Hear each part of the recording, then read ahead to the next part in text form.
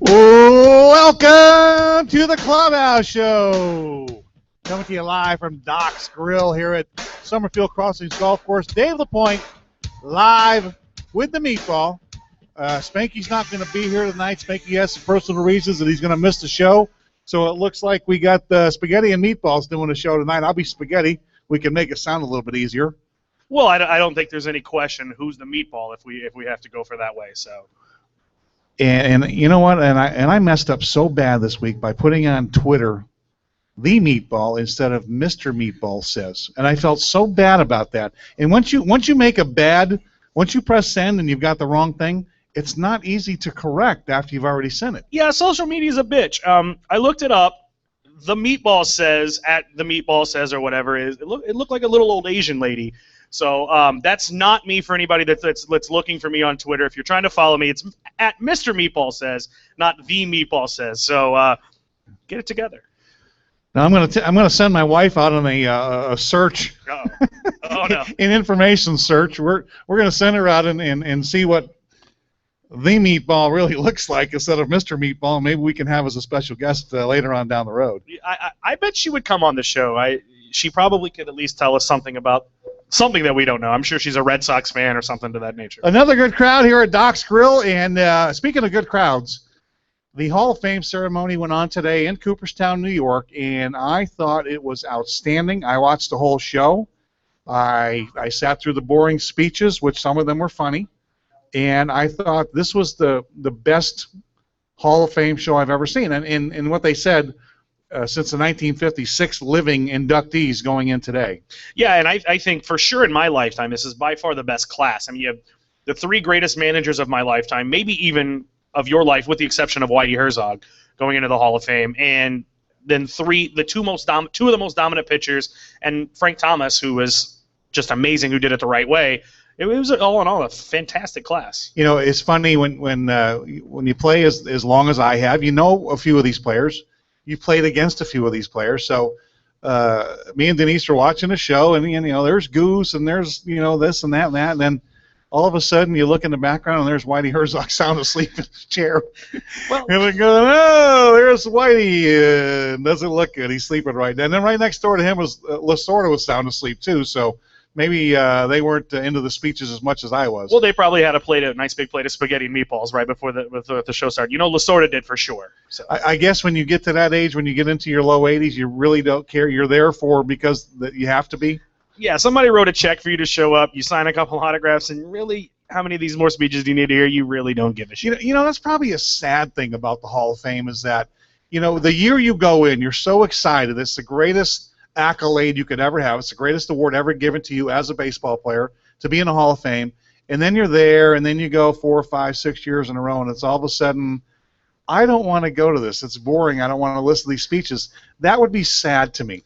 Well, especially a year, was it last year was the year that they didn't have anyone in, and I think it was like two people's grandchildren giving the speech. Somebody that died in 1891 was going into the Hall of Fame. I mean, really, who gives a shit? I mean, why waste anybody's time? And you got to listen for a 20-minute speech of how they got to thank their great-great-great-great-grandfather for teaching them how to hit whatever they hit back then, a stick and a rock. The saddest effort of the day was the Braves fan getting the tomahawk chop going. That was a lame excuse for the regular tomahawk chop. I'm pretty sure it was a lame chant in '92 when they started it, but what else are you gonna do? 14 years in a row in first place? That's not a bad record, is it? No, it's not. And with only two teams making the playoffs for the longest time, or they started with that, and they had the prestige. Didn't they win the West the year that the Giants were 102 wins or something like that and didn't make the playoffs? They made the wild card. Yeah. Bobby Cox gets a lot of shit because they only made one World Series. But how many did they play in? 2, 3? I thought they were in 4. Were they in 4? Okay. One for 4. Yankees. Yeah, they were 1 for 4. Cleveland, Yankees. Who they play the year they beat Pittsburgh? I guess we probably have somebody in the crowd that knows that. Minnesota Twins. Oh, Minnesota Twins was another one. What do you mean you're that small? Jeez. Last time you were a kid, the Dead Sea was only sick. Come on, let's go. Wake yourself up over there. Shake yourself. Come on, Rodney. All right, let's go to maybe we'll get right into the Hall of Fame stats right away. That I thought these guys were well deserving, and it's kind of funny how they all tied in together. That LaRussa, Torrey was a Brave. You've got Glavine, Maddox, and Bobby were all Braves. Frank Thomas, a White Sox. So was LaRussa. Who was Torrey was a Brave. Torrey was a Cardinal. LaRussa was a Cardinal. They all tied in. All of their stories kind of circled around each other. They all were involved with each other, and that's kind of a neat thing to have happen too. And what I like most of all is that two of them were telling stories about George Kissel of the Cardinals. And if you talk about Cardinal baseball and the Cardinal Nation, all that stuff, George Kissel wrote that book. You can't read it, but he wrote that book. And being a Cardinal like that, there should be a place in the Hall of Fame for lifetime minor league guys like a George Kissel that made many of these major league people what they are today. Yeah, and I can remember growing up listening to Cardinal games, and the first three names that I knew were Jack Buck, Mike Shannon, because I called the name, and I knew Ozzie Smith, and second I knew and fourth I knew George Kissel. They talked about Kissel almost every broadcast. He had something to do with someone on that team doing something. He taught baseball the right way at the minor league level when, and these guys were coming up playing the right way, what they called the Cardinal way, however you want to describe it. George Kissel was in the middle of that, and I think was in the middle of it for 50, 60 years, something like that, maybe even more. Yeah, I think they said Joe Garagiola today was in baseball for eight decades, Jeez. Which I'm kind of finding that hard to believe. Maybe they messed up on their numbers a little bit, but there's another guy, St. Louis, came from the Hill in St. Louis, lived across the street from Yogi Berra. As he said, I was not even the best player on my block, but I made it into the Hall of Fame. And the smiles on their faces, the stories, see some pretty neat-looking suits there. Did you see what Andre Dawson was wearing today? I did not. I was actually at work today, so he looked like he came straight out of a speakeasy. Oh yeah. I'm gonna have to touch him up. I saw Hawk at the All-Star game at the Fan Fest, and like I think I said last week, he looked like he could still shake some fear into some people out there. He hit one off of me. He hit the Montreal Expos record number 33 home run off me in Montreal. And it was one of those ones I think that I could have jumped for it as it came over the mound, and it went probably 40 feet over the center field fence. So he was that type of strong guy that you know what? It's like the only memorable home run that I think I ever gave up that they had to stop the game. Yeah, he was something to watch. And I remember '87. One of my first vivid memories, I was a kid, but still vivid memories with that season that he put together in Chicago. Just unbelievable, the MVP season he had there. Now they're gonna make some changes to the Hall of Fame voting. No longer can you be on the ballot for 15 years. They're going to shorten that to 10.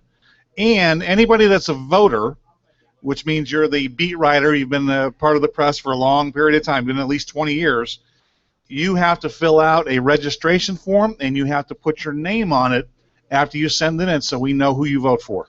Well, I think that's perfect. I mean, first of all, we have the one guy who votes for no one. Every year sends it back blank because he's just an old miserable prick, I guess. And second, last year with the Dan Le Batard situation when he sold his vote to Deadspin, just to make a mockery of the situation. Now, he said he did it in protest of the way that the things are going on.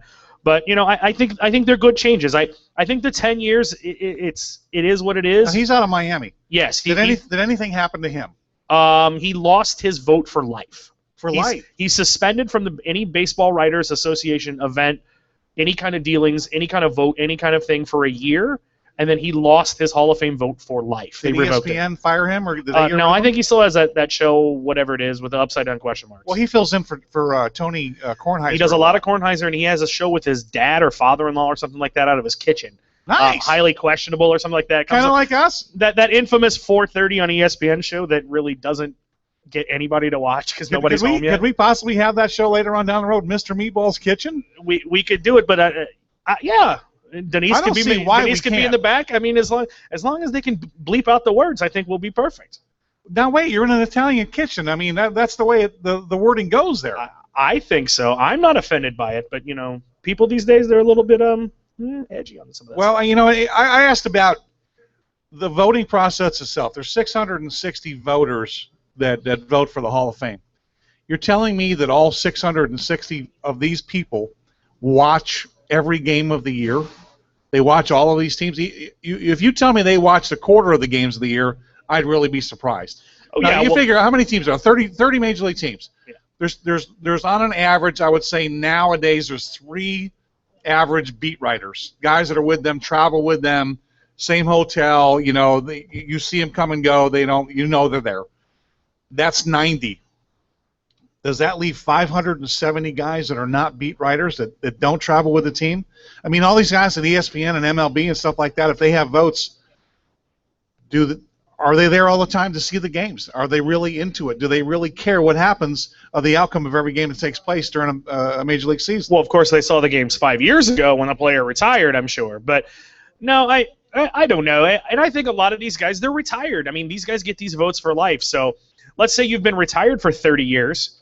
And you're 85 years old, you don't even know who the hell Frank Thomas is. You slept through his career. You were already retired. You were done covering the game. So, I think, there has to be a limit on these guys. Voting for the Baseball Hall of Fame is the greatest honor in sports. And I don't care what anybody says, the Baseball Hall of Fame is more prestigious than the Football Hall of Fame. It's more prestigious than the basketball, and it's more prestigious than the hockey. It's by far, in a way, the most prestigious Hall of Fame in all of sports. And these 660 people get to determine who these guys are. And the fact that someone had the balls to not say that Greg Maddux wasn't a Hall of Famer. Back in the day, someone said that Babe Ruth wasn't a Hall of Famer.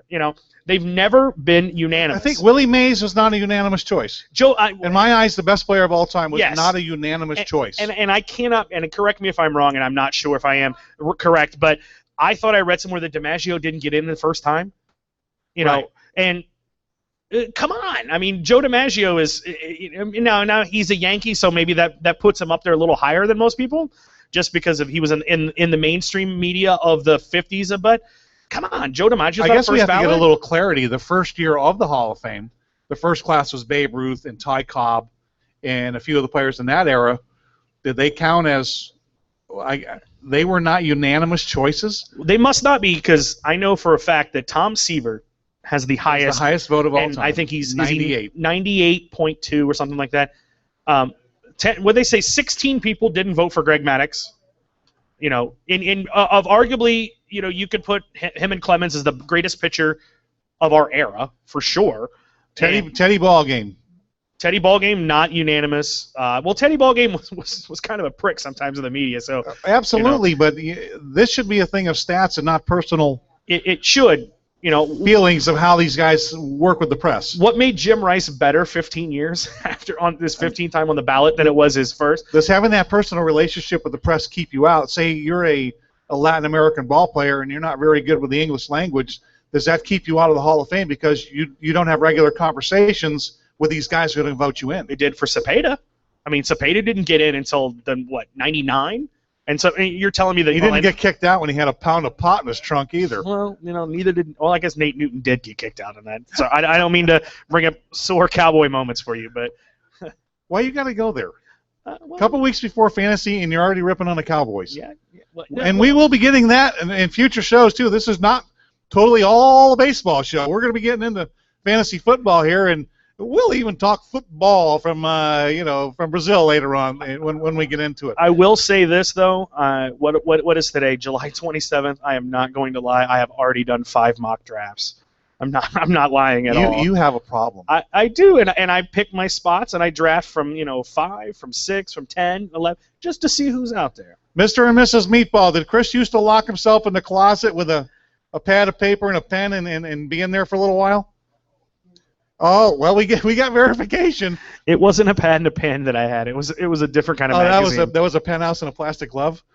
And a Kleenex. Oh, on that note, we are going to send it off so he can be by himself right over to Mr. Meatball, and he's going to give us a rundown on the scores that happened today in Major League Baseball. Have a swell time, Mr. Meatball. Come back and see me in about 5 minutes. All right, guys, let's start in the American League. We start in Toronto 5, the Yankees 4. The Blue Jays got a go-ahead single from Deanna Navarro to take 2 of 3 from the Yankees and win a series in the Bronx for the first time in 2 years. Both starters, Shane Green and J.A. Happ, gave up 3 over 5 1/3, but this one belonged to the bullpens. Home runs for Juan Francisco and Chase Headley hit his first as a Yankee in the loss. Boston 3, Tampa Bay 2. David Ortiz pimped a 3-run homer in the third, and it stood up for The rest of the game is the Red Sox end the race streak at 9 games. Alan Webster gave up 2 runs over 5 1/3 in his season debut. Cleveland 10, Kansas City 3. Carlos Santana hit 2 more home runs. That's 6 in the last 6 games as the Indians pound the Royals. Danny Salazar went 7, allowing 3 runs and striking out 7 to get the win for the Tribe. Minnesota 4, White Sox 3. Sam Fold hit a tie-breaking 2-run single and a 3-run 7th to lift the Twins to avoid the sweep. The Twins have won only 11 of their last 30 games. Both starters went 6, but the Twins bullpen held up to get the W. Glenn Perkins struggled a little bit in the 9th, but picked up his 25th save. The Angels 2, Detroit 1. David Freese hit a tie-breaking solo homer in the 8th to give the Angels the win. Rick Porcello went 7 strong with only 1 run and no earned, and Jabba Chamberlain gave up a homer to give the Angels the win. Right now in the top of the 10th, Baltimore 2, Seattle 2. And in the top of the 1st, Oakland and Texas are scoreless. Over in the National League, Washington 4, Cincinnati 2. Doug Fister gave up just 3 hits and no runs over 7 to lead the Nats past the slumping Reds. Matt Latos gave up 3 and 6 to take the loss. Denard Span walked 4 times for the Nationals in the win. Philly 4, Arizona 2. Ryan Howard homered in his 2nd game since being benched for 3 games. Roberto Hernandez was strong, went 7 innings, allowing 2 runs and 4 hits to get the W. New York Mets 2, Milwaukee 0. Jacob deGrom went 6 1/3 shutout innings to pick up his 5th win of the season. Lucas Duda hit a long 2-run homer. That was the difference. Jimmy Nelson went 7 and gave up 2 in a hard luck loss for the rookie. St. Louis 1, Chicago 0. Adam Wainwright went 7 scoreless, and Matt Holliday hit a solo homer as the Cardinals climbed to within 2 games of division-leading Milwaukee. Wainwright becomes the first 13-game winner in baseball. Bottom of the 6th, Pittsburgh 5, the Colorado Rockies 4, and middle of the 7th, Atlanta Braves 6, San Diego Padres 3. Tonight, in interleague, we do have the Miami Marlins 4, Houston 2. Garrett Jones and Marcell Ozuna homered to lead the Marlins to a 3-game sweep of the Astros in Houston. Jacob Turner allowed 1 run and 6 hits and 5 2/3 to get the win. Jose Altuve and Jonathan Singleton homered in the loss. Tonight, Dodgers Giants, Ryu versus Peavy making his debut after being traded to the Giants. As always, you can follow us at My Clubhouse Show, at Dave LaPoint, at Spanky Catches, and at Mr. Meatball Says on Twitter. Catch up with us, send us your questions, comments, concerns. We'd love to hear from you. Dave, that's the scores. We are back on the Clubhouse Show. Dave LaPoint, Chris Stansberry, the Meatball, coming to you live from Doc's Grill here at Summerfield Crossings Golf Course. A bunch of sick people at the bar. Mr. Meatball says, and I have a little discrepancy on the, as we call the fade off at the end of that first segment. You said, I'll see you in 5 minutes. What are we going to do with the extra 2? If you were going in with a penthouse and a rubber glove. Well, it's going to take me at least a minute to waddle to the bathroom and get more tissues to wipe the tears before I have to come back. And that's a minute back. So there's the extra 2 minutes. I can't tell you how proud your parents are of you right now. This has got a lot of legs to it. I'm sure it does. Now listen, give me this will be on the Christmas card. I can tell you that. Oh, this will definitely be a Christmas. This will be a Christmas show by the time we're done with it. You are a baseball fanatic. I'm not a fanatic. I was a baseball player. It's my job, so I guess I'm a baseball professional. Yes. You're a fanatic. That's why we mix so well together. That's why we have great conversations all the time. Yes. Do you think the Baseball Hall of Fame, you said it's the greatest one of all. Is it worth it? Is it legit? What do you mean? What do you mean? Are the best players in there? No, it's not. They're as a fan, you watch many baseball games. You have, like you said, since you were 3-5 years old, you got the Cardinals on radio. You listen to Jack Buck. You kind of put baseball players on a pedestal. Yes, I did. You've cherished the ground they've walked on. Uh-huh. The greatest ones you've ever watched, you think they should go into the Hall of Fame. I do. Some of them haven't. No. Does that tarnish the Hall of Fame? It does a little bit. And I'm going to go on a limb here. There are some guys out there that aren't in the Hall of Fame that deserve to be in the Hall of Fame. Pete Rose deserves to be in the Hall of Fame because of what he did on the field. Joe Jackson deserves to be in the Hall of Fame, Shoeless Joe, because of what he did on the field. But those 2 guys, no matter what, and take the steroids out of it, I'm not going to even get into that. But those 2 guys, they committed the cardinal sin. And you, as a player, you probably you had to probably go to some kind of rookie symposium. I don't know. Did you guys have to do a rookie kind of training when you got into the pros, or not back then? We barely had color television. Okay. Well, like what would you say? The Dead Sea was just sick, or something like that when you went. Yeah. And I know nowadays they tell you. And rule number 1 is you don't bet on the game. So those two guys, I think they should be in the Hall of Fame. If they never get in, I kind of get why, because they kind of that's kind of rule number one. You don't gamble on anything. But the steroid guys, or the PED guys, I guess I should say, I think a lot of them should be in. And no, the best players are not in. They are not, by far. The way I'm looking at it is, I don't think all of the other guys that are in there are angels. No. There was a lot of different amphetamines that went on during the course of the year. And, maybe in the forms of red juice, maybe in the forms of what was called greenies. I'm not saying who did it, who didn't. But I'm not saying there was as much press, there wasn't much police, there wasn't people digging into the players' personal lives way back when. It is tougher to be a celebrity today than it was back in the 50s, 60s, and 70s. Oh, it's not even close to being fair. Social media has completely it's going to eventually be the downfall of everything, because, I don't care when Miley Cyrus farts, and I don't care when any of this other stuff happens. You don't? Well, maybe I do a little bit. I know somebody that does. Maybe it was a close-up. But, social media, having to know every single thing. When you played, there wasn't 3 beat writers covering the team, or I don't know, maybe there was. But, it doesn't seem like in the 50s, 60s. The difference is when I played, when the beat writers, say Rick Hummel, who we call the commissioner back in St. Louis, Rick Hummel was the beat writer with the St. Louis Cardinals, and I had many, many, many nights out with Rick Hummel drinking beer. And I could do it because I know he wasn't going to write about it in the paper the next day. Can you imagine if Twitter or Facebook or Instagram was around with Mickey Mantle, Whitey Ford, Billy Martin?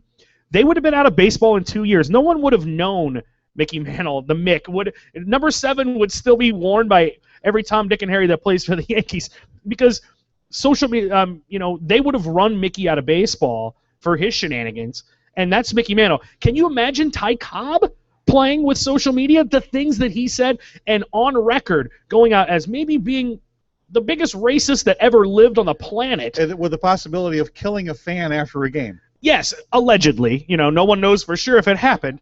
But if you go up and look at Ty Cobb's transgressions, and Ty Cobb was first class of Hall of Fame. Babe Ruth, womanizer, drunk, partier. These guys are all, with rumors, with noted historical facts that syphilis might have led to his throat cancer. Yeah. It sounds kind of like a Michael Douglas thing. It does. I caught it from doing certain things that I shouldn't be doing outside of my marriage, I guess. But these guys aren't saints. But the problem is, back in that day, nobody gave a shit. Babe Ruth hit 714 home runs. Woo, let's go Babe Ruth. I don't care if Babe Ruth hooked up with my sister or gave my friend syphilis. You didn't give a shit, because Babe Ruth hit 714 home runs for your New York Yankees. Is your sister good looking? I don't have a sister, thank God, because she would look like me. Whoa, hey.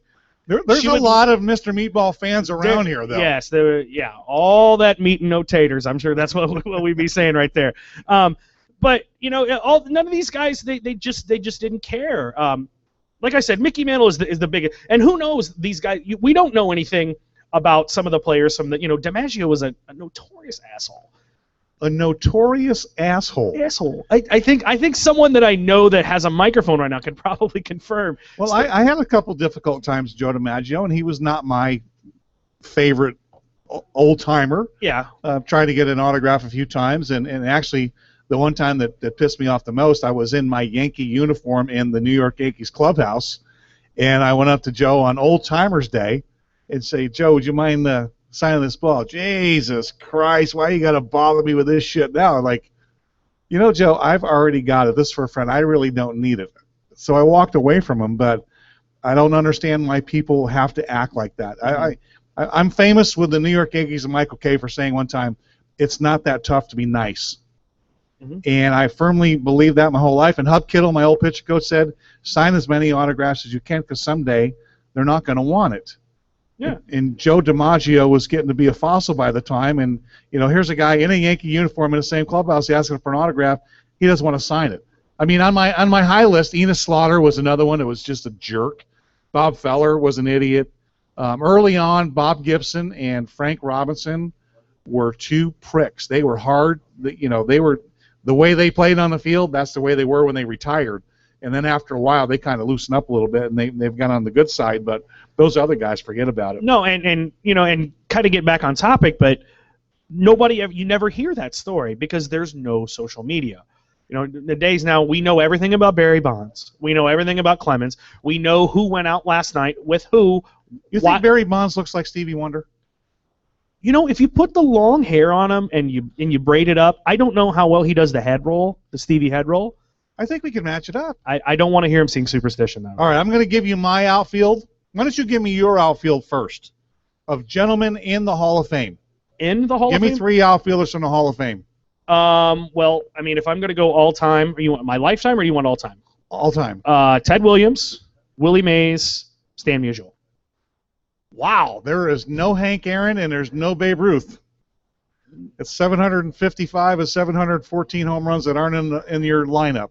I'm a little biased with the Stan pick. Maybe I could have gone Aaron, but Aaron's my DH. Ted Williams is a surprise, but all right, we can have. I loved can watching DH clips of him. later. I loved watching him hit. Okay, yeah. So you've got Stan Musial that had 400 home runs. 475. 475. Ted Williams 523. And Willie Mays 660. Yeah. I have Barry Bonds with 762. I have Sammy Sosa with 609, and I have Manny Ramirez with 555. That's not a bad outfield. I've got a pretty good team so far. So far, you do, yeah. My non-Hall of Fame team can kick your Hall of Fame team's ass any day of the week. Yes, and your team name would probably be the Numbnuts, but other than Well, does that matter? That doesn't mean that they're bad players, of course. When you're a kid watching a baseball game, you don't even know they have nuts. You're just looking at them in a uniform and a glove. Well, baseball's a little bit different with the cups and the adjusting, and I know. When you're 12, you don't even know you have nuts yet. Maybe. Well, you are Mr. Meatball. Maybe. Hence the clause in the penthouse. Yes. Maybe you were a little early in life. I could have been on the Olympic team. Give me your third base. In the Hall of Fame. Oh gosh. I guess I'm putting you on the wire right here, aren't I? Yeah, I'm probably gonna have to go Mike Schmidt. Mike Schmidt, 582 or something. Yeah, 560. Something okay, I'm gonna go with A-Rod. Alex Rodriguez with 654. How many of those were as a third baseman though? Doesn't matter. If he would go in the Hall of Fame, he'd be a third baseman. Okay. I'm going to save you right now because I think somebody's coming over here to check on something. Shortstop. Cal Ripken Jr. Cal Ripken Jr. had what, 200 and something home runs. 276 lifetime. Yeah, hitter. 300 home runs maybe. Miguel. No, he had 400 home runs, I think. Ripken. 400. Let me look it up. You better look that one up, bro. I'm going Miguel Tejada. 307 home runs at 285 average. Okay. He's only been caught 3 or 4 times. Cal Ripken, 431 career home runs. That's a lot higher than what I thought it was. Nice. Second base. Sandberg, I guess. And that's what, 276? Yeah, he's in the 200s, upper 200s. You're killing me in home runs on this one. I'm going to go with one of my favorite guys in life, Pete Rose. 160 home runs with a 303 lifetime batting average. What, 42, 56 doesn't really hurt either. He got a couple. He could get a couple of hits every now and then if he wanted to play. First base. Don't say who. No, I'm not going to say who. That's a tough one. In Lou Gehrig. I'll go. There's a good answer right there. I'll go Lou Gehrig. Sweet Swing and Lou's got to have over 500 home runs, I would guess. He's right about 400 and something too. Okay, I'm going to go with Rafael Palmeiro. I did not lie. With 569 home runs and a 288 lifetime average. Yeah, and 3,000 hits is, if I'm not mistaken, one of 3 guys? That's catcher? Bench. You got Johnny Bench. I'm going to go with rumored to be under suspicion. Mike Piazza had 427 home runs with a 308 lifetime. Okay. And Mike Piazza's still eligible on the ballot, still may get into the Hall of Fame and eventually. I think he's not going to just because some of those writers aren't sure. DH, you're going to go with him. There's a lot of things that people aren't sure about Mike Piazza, I think. Now you're stepping over boundaries, okay? Allegedly. Allegedly. No, I'm just saying that he had wonderful hair per plus. And he had an entourage that used to pick out his clothes for him. When he went to the hotel room, when he woke up every day, his entourage would come in and lay out his clothes for him, like Winnie the Pooh mix and match. Here, this coat goes with these pants and that belt, and those socks and that shoes. They would lay out his wardrobe for him to wear for that day. Nice. I didn't have that. No, I can tell. No. No, I'm not saying that. He's not rocking the suit tonight. That's all I'm saying. He didn't have anybody put a suit out for him. Hey, buddy. Hey, I got married in this shirt. Okay? Don't be rocking on my shirt, all right? I got married in this shirt. Yeah, that's my damn wedding shirt you're making fun of. DH, you got Hammer and Hank Aaron. Okay. I'm going to take Mark McGwire, 583 home runs, 263 lifetime average. Okay. Or I could go Canseco at 462. Juan Gonzalez, 434 home runs, 295 lifetime. Or the innocent one of the suspended, Joe Jackson, who had a lifetime of 356. That guy can hit. And How do you know? Well, I mean, what's his name told us on He 8 Men Out. He played in the damn cornfield. He did, yeah. Pitchers, I'm going to start off. I got Roger Clemens, followed by Andy Pettit. Jeez. Okay. You know, I mean, yeah, you're gonna pull a Walter John. No, Christie I'm not gonna Matheson go. No, that's crappy. You know, if you're gonna go Clemens, let's just contemporary. Let's go Greg Maddux, and those are two obviously 355 arguably wins. 1A, 1B of our lifetime. Those two guys of the right-handers. Andy Pettit, I guess if you're gonna go that, Pettit's maybe Glavine would be his comparable. You know what's funny out of this whole thing is that there's not a legitimate catcher that's ever been suspended for the illegal drugs. No, Piazza's held it against him, but he's never been suspended. Every other position, I have somebody that's literally been in trouble. Yeah, I can't think of any catchers that I can even think of besides Piazza that was. My first answer was going to be Catcher in the Rye, because that was blocked out of a lot of schools as an illegal book that they couldn't read that back in the day. Not that I read Holden books. Caulfield? Is that Holden Caulfield? Yeah, my dad is an English teacher, so he'll be proud that I remember. Why was Holden Catcher in the Rye suspended from schools or banned from schools? Nice talk. We'll get back to you later on that.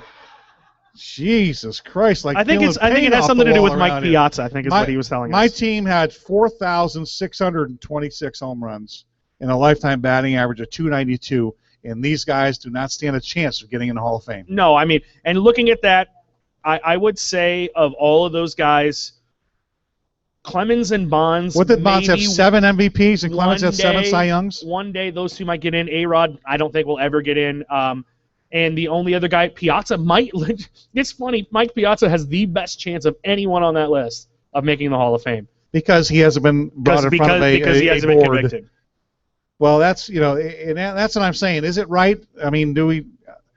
It's crazy. We don't have enough evidence about the earlier players if they did anything wrong, and we don't have evidence against the new players if they really did do anything wrong. They've been indicted. They haven't been found guilty. No, I mean, answer. Has Clemens been found guilty? No, I don't think so. Barry Bonds? No. Sammy Sosa? No. Palmeiro? Yes, he failed a test. He failed a test right after Congress. A-Rod? Has admitted, but has not. What you're saying not. now is he had a free pass with what he was taking that year. Yes, he has admitted to taking those things, but he has never come up on a official MLB test. Tejada and Manny Ramirez have both been suspended. Yes, they have. So they're definitely not getting in. And Pete Rose, odd to me, but the year that Bud Selig is leaving office says that maybe next year Pete Rose might be let in, or maybe had some consideration because next year's All-Star game is in Cincinnati. Yeah, and I really believe that Pete kind of screwed himself on that. Bud was ready to talk. I mean, I know what Mike Schmidt, Joe Morgan, Johnny Bench had gone to Bud and sat Bud down and kind of softened him up a little bit on it and said that, hey, Pete's admitted it. He's showing contrition. Let's talk to Pete and see what Pete. And Pete goes and talks to him and has a great meeting. And then all of a sudden, Pete comes out with this book. Pete needs cash. I mean, shit, for $300 you can roll into Vegas and he'll sign "Sorry I Bet on Baseball" on a black Major League Baseball with gold stitching. They do see he makes the most money at Hall of Fame week in Cooperstown. Oh yeah, because he'll sign anything. Anybody. It's kind of like Bob Feller, the old story about Bob Feller and signatures. If you have a book that's not signed by Bob Feller, it's more rare than one that is. I want a picture of the personalized Mr. Meatball's meatball signed by Pete Rose next year. I will pay dearly to see that. Well, I might be. Maybe I'll go. Maybe we can be doing the show live from the All-Star game in Cincinnati next year. Hint, hint. Whoever's out there listening, and I'll make it happen. I'll call them out. Well, that's a deal. We're gonna go. All right, we're gonna take a little break right here. You're listening to the Clubhouse Show live from Doc's Grill at Summerfield Crossing Golf Course. We are going to turn it over to the Meatball, and he is going to give us a little look at the standings. Meatball. All right. let's take a quick peruse around the Major League Baseball standings. Starting in the American League East, the Baltimore Orioles still on top. They are 57-46. They are 2.5 games up on the Toronto Blue Jays, taking 2 or 3 from the Yankees this weekend. In third place, 3.5 out is the Yankees. Tampa Bay Rays, after winning 9 in a row, they are 7 games out after losing today. And the Boston Red Sox, 10 games out of first place. In the American League Central, the Detroit Tigers are in first still. Kansas City got back on top this week over Cleveland, and they are now 5 games out of first. Cleveland third, 6.5 out. The White Sox at 8 games out. Minnesota Twins, 11 games out of first. Out west, the Oakland A's continue to pace that division. They are 25 games over 500. They are a game and a half up on the Angels, 63-41 for the Angels. The third place team, 10.5 games back. The Seattle Mariners had a little bit of scuffle. They lost 7 of 10 this week. They fell out of that wild card lead, and they are in third place. The bottom of that division is just looking hopeless and hopeless. The Houston Astros, they are 21 games under 500, 23 games out of first place. They've lost 5 in a row and 8 of 10. Texas Rangers, 22 games under 500, 23.5 games out, lost 7 of 10, and those two teams are pretty much done. In the National League, the Eastern Division, the Washington Nationals lead over the Braves is 2 games. The Miami Marlins are in third place, 2 games under 500. They have won 4 in a row, and they are now 7 games out of first, 7 out of 10 for the Marlins as well. New York Mets, I think someone on their team guaranteed them to make the postseason, which is not looking very smart as of now. They are 8.5 games back and in fourth place. And in last, ready for their fire sale this week, is the Philadelphia Phillies. They are 12.5 games out of first. In the Central, the Milwaukee Brewers lead the Cardinals by 2 games. Brewers are 12 games over 500. They were 6-4 in their last 10. In third place, the Pittsburgh Pirates, 3.5 out. They've lost a couple in a row. Struggling Cincinnati Reds, they lost 8 of 10. They are now 6 games out and just right at the 500 mark, 52-52. And in last place, also losing 8 out of 10, 15.5 games out, the lowly Chicago Cubs. Out west, the Dodgers are a half game ahead of the San Francisco Giants before their big matchup tonight. The Giants have lost 3 in a row, and the Dodgers look to sweep that series. In third place, the San Diego Padres, they are 11 games out. Arizona, 13 games out. And in last place, but they've won 3 games in a row, is the Colorado Rockies. As always, you can follow us on Twitter at Mr. Meatball Says, that's me, at Dave LaPoint, that's him, at Spanky Catches, that's Spanky when he's here, and at my Clubhouse show. Get all your sports information, baseball, whatever you may have it. We will be there. Send us your questions, comments. Thanks, everybody, for coming out. And, Dave, back to you. I am not sure that you want to come back to me right now. This is the Clubhouse Show. I am Dave LaPoint. We are coming to you live from Doc's Grill here at Summerfield Crossings Golf Course, and there are fans in the stands today. And I'm sure they have loads of information. They have little tidbits of information that somehow come across the board, as good reporters do. You cannot reveal your sources. I'm sure I could not even remotely figure out who would tell this. Okay. But this little message that came to me said Mr. Meatball used to cry after pleasuring himself. Now, does that mean after you had a milkshake? Piece of pizza? Well, here's what I'm going to tell you. And the problem with that statement, it's completely false because it says used to. That's still right on schedule. Oh, I want to party with you, cowboy. You can pretty much chalk that one up. You want to go camping next week? No, I'm okay on camping. Oh my God! Yeah, I mean, I just had so much fun in the tent. I can't help it. Hey, sometimes it takes a real man to show his emotions. Absolutely, absolutely, and that's why I could not do this show with anybody else because it is a damn pleasure to be here with Mr. Meatball. Well, I appreciate that. Let's talk about the 2015. Speaking of Hall of Famers, which you are, 2015 class that has a chance of going in next year. You said Craig Biggio, when we were talking before we went on here, only missed by a few votes. He's 74.8%. He missed by 2 votes. 281 lifetime average, 3,060 base hits, 291 home runs. Those are pretty good numbers. And he was an all-star at what, 3 different positions? He was. The only thing about Biggio, and I think what hurts him, is if those numbers come out for Biggio as a catcher or a second baseman strictly, he's a first ballot, bar none, Hall of Famer. Those numbers match up as well or better than any other player at the position. The problem is you put Biggio in center field for a couple of years.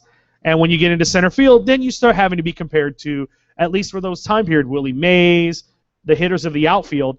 And I think that's kind of what it is. And I think a lot of people may have looked at, and Biggio played 20 years in the big leagues. I mean, it wasn't like he was a left fielder compared to like a Lou Brock. No. Who didn't hit a lot of home runs. No, he wasn't. He was a center fielder, which is considered, you don't necessarily have to hit 50 to play center field, but, that's a 25 home run position. How many did Bagwell miss by?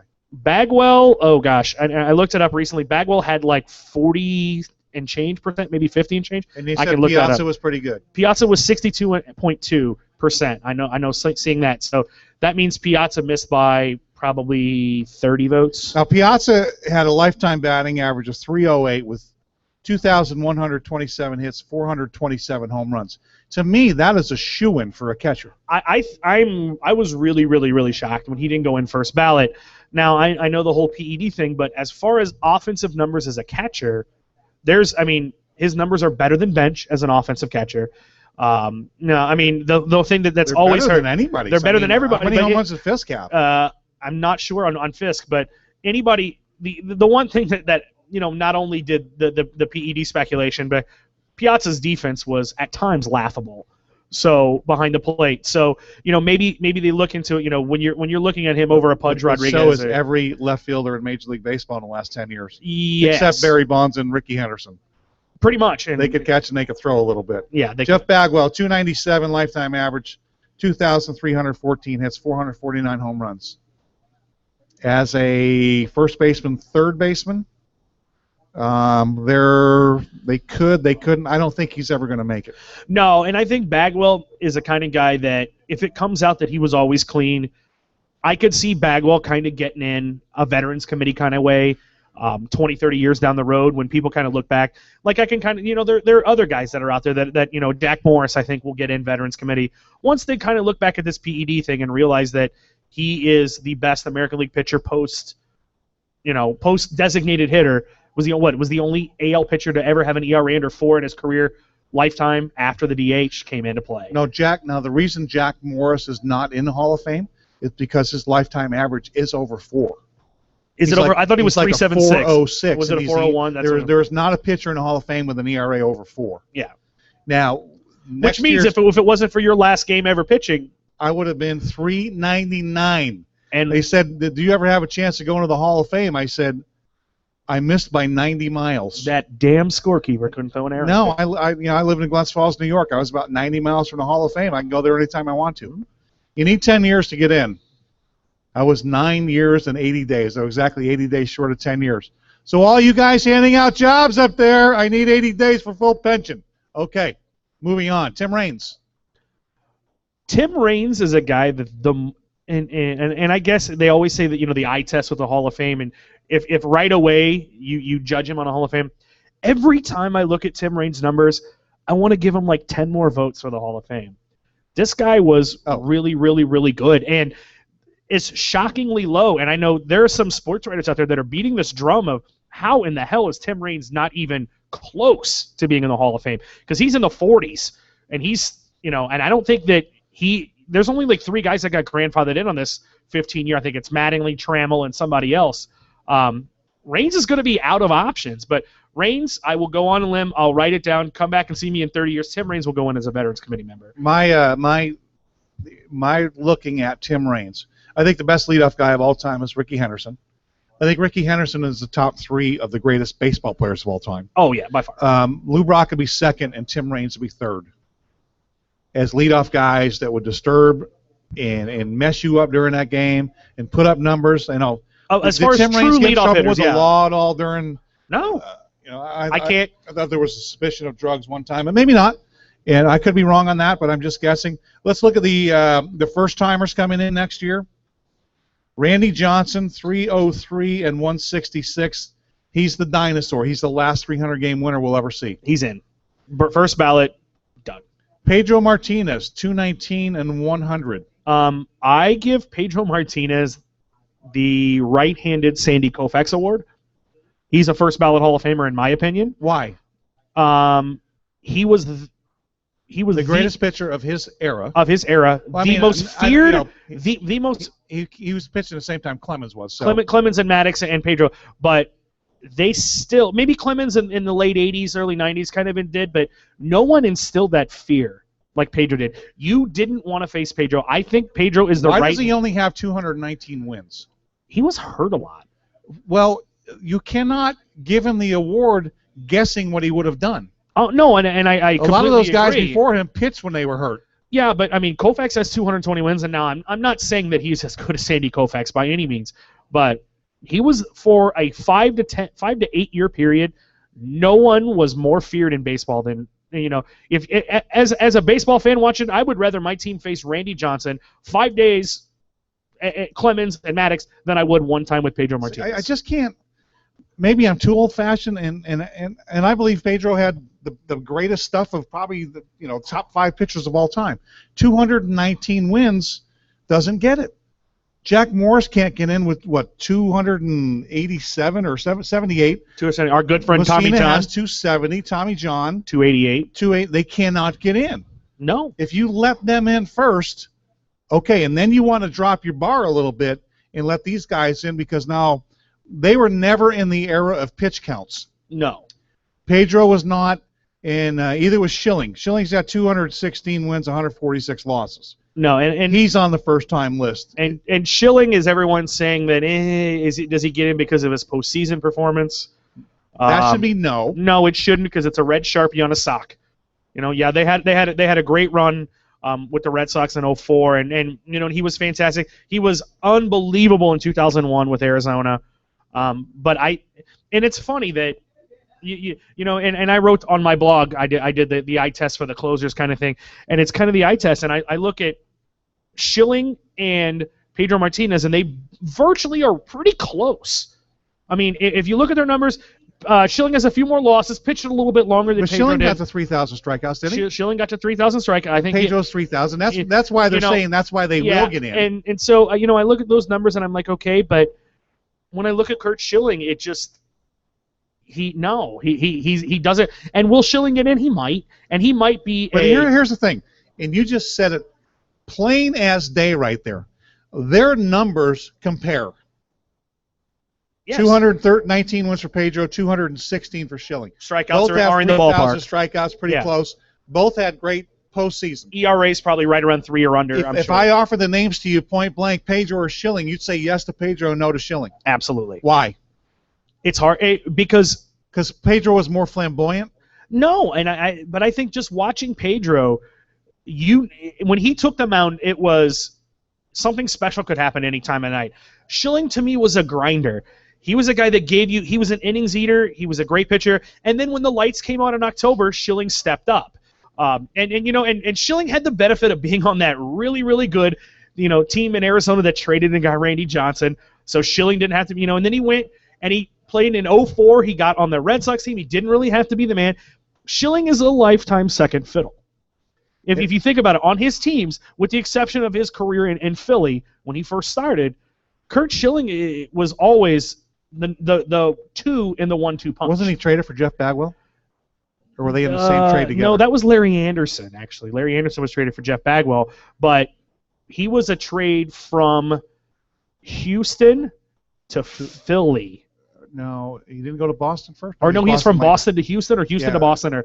Something like so that. Here you go. The other reason to say Pedro's going to get in, he's 119 games over 500. Mr. Messina is 117 games over 500. What's Schilling? 54, 64. He's 70 games over 500. Messina, unfortunately, and I guess with Messina, is it because he pitched in Baltimore and no one saw him play? That we're going to have to lower the bar because sabermetrics come in, pitch counts have come in, insurance companies have come in, and we're going to have to lower the numbers. Yeah, and it's hard to look at it because how many of these guys lost? I mean, let's face it, Pedro and Curt Schilling when they were with the Red Sox even. Who was the closer? Mike Timlin? Remember the Red Sox went bullpen by committee for a couple of Pedro's years. And then they got the kid from Oakland when they won the World Series. Oh, Keith Folk. Keith Folk, yeah. So, they didn't really have just a shutdown, complete, crazy good, closer. How many wins maybe did Pedro lose? I don't know. How many starts does Pedro have? That would be something I would be interested to see. I would like to check and see what his average innings pitched were. and maybe we can look that up sometime during the show. Mm-hmm. Maybe one of our fans listening, maybe one of you guys at the bar that's doing nothing, can look up and see what is the average innings that Pedro Martinez pitched per start, and we might have an answer on this. What do you think about Gary Sheffield? I got 509 home runs, 292 lifetime average, 1,676 RBIs. Wow, the numbers really bear out to say yes, and I want to say yes, and I think that Sheffield will get in. Isn't there a little suspicion with him on the PEDs too? I mean, obviously, just like anybody else, I've got another, my personal favorite, a guy I've loved. I finally met him last year in Legends Camp, and the way it was explained to me by the guy that used to be in charge of the Hall of Fame is you had to be the best player at your position for a 10-year period. And if Larry Walker wasn't that guy, and they say because it's Colorado, bullshit. This guy could put up numbers any place. He could put them up in Yellowstone. And there's another guy. If Gary Sheffield's in there, I respect Gary Sheffield a lot. As a pitcher, do I want to face Gary Sheffield or Larry Walker? It depends. If I'm down 3 and bases loaded in the 9th, maybe I'm a little scared of those quick risks of Sheffield. But if they're down 1 run and there's a guy on first, Walker's getting a double over a year. But that's what I'm saying. Larry Walker was a Gold Glove outfielder with a cannon. He's the last 5-tool player. Griffey, but Larry Walker's there too, and Griffey's a shoo-in. Yeah, and I think and Walker, he's going to get blamed for the whole Colorado BS. And you're right, it is nonsense because he went to St. Louis at the end of his career and killed. He killed in Colorado. Montreal. Look at Boston. Left field is it feels like it's 185 and you got 243 to the pesky pole. Look at Boston. Maybe that's where the meatball needs to take some BP. I think you could hit the wall in Boston. I would go out and say that because you're right-handed hitter. I think you could hit the wall in Boston. I must be losing my mind. All right, it's time for me to. Spanky's not here to curse you out. I gotta take a break. We are the Clubhouse Show, coming to you live from Doc's Grill here at Summerfield Crossing Golf Course. We're gonna send it over to the Meatball right now, and he's gonna give us the latest up-to-date stats. Meatball, take her away. All right, guys, let's start in the American League. Same as last week, your American League average leader, Jose Altuve of the Houston Astros. He's hitting .340. Robinson Cano in second. In Seattle, he's .331. Adrian Beltre coming back from a really slow start, .321, and putting up some really, really nice numbers for a last-place team in Texas. Home run leader, Jose Abreu, back to hitting home runs after being on the disabled list. He's got 30. Nelson Cruz with 29. Edwin Encarnacion still in third place, even though he's on the disabled list with 26. Your RBI leaders, Miguel Cabrera has 81. Jose Abreu in second with 78. And don't look now, here comes Mike Trout shooting up the stat list. He's at 76 in third place for the RBI lead. Your wins leader in the American League, Sonny Gray, Max Scherzer, Masahiro Tanaka still there, and Rick Porcello. They all have 12 wins. David Price in Tampa has 11.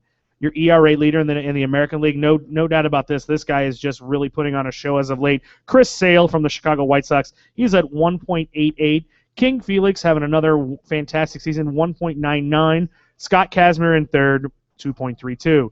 Same save leaders as last week. We have Fernando Rodney with 28, Greg Holland with 27.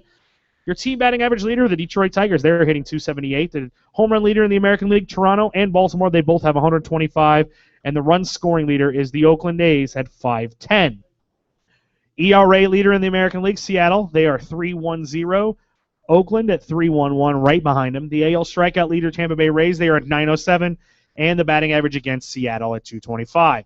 Over in the National League on the DL, and still probably stinking up for Spankers Crankers, Troy Tulowitzki at .340. Matt Adams in second, .320. In third place, we got a three-way tie. Andrew McCutchen, Yasiel Puig, and Jonathan Lucroy. They're all hitting .314. Home run leader in the National League after one hell of a week, Anthony Rizzo. He's got 25. Giancarlo Stanton's been a little stagnant lately. He's still at 23. And Troy Tulowitzki at 21. Your RBI leaders in the National League, Giancarlo with 69. Adrian Gonzalez, 68. And Paul Goldschmidt of the Arizona Diamondbacks at 66. Wins leader in the National League, Adam Wainwright, picked up his 13th win today. Second place, you have Ty, Madison Bumgarner, Willie Peralta, Zach Greinke, and Alfredo Simon of the Cincinnati Reds, all with 12. ERA leader in the National League, once again, Clayton Kershaw, 176. Adam Wainwright, 202 before today. I think he got his under 2 as of today, 188 or 189, something like that, with a shutout today. Johnny Cueto, 208, after stopping that Reds losing streak. Saves leader in the National League, Craig Kimbrell and Trevor Rosenthal, they both have 31. Your offensive leaders, the NL average, home runs, and run score leader all belong to the last place Colorado Rockies. They are 118 home runs, 484, and I think they're hitting somewhere at 281. ERA leader in the National League, Washington Nationals at 3.10. The strikeout leader, the Los Angeles Dodgers, and the batting average against leader is the San Diego Padres, 234. That's a look at all your stats. Dave, let's chat it up. What else you got?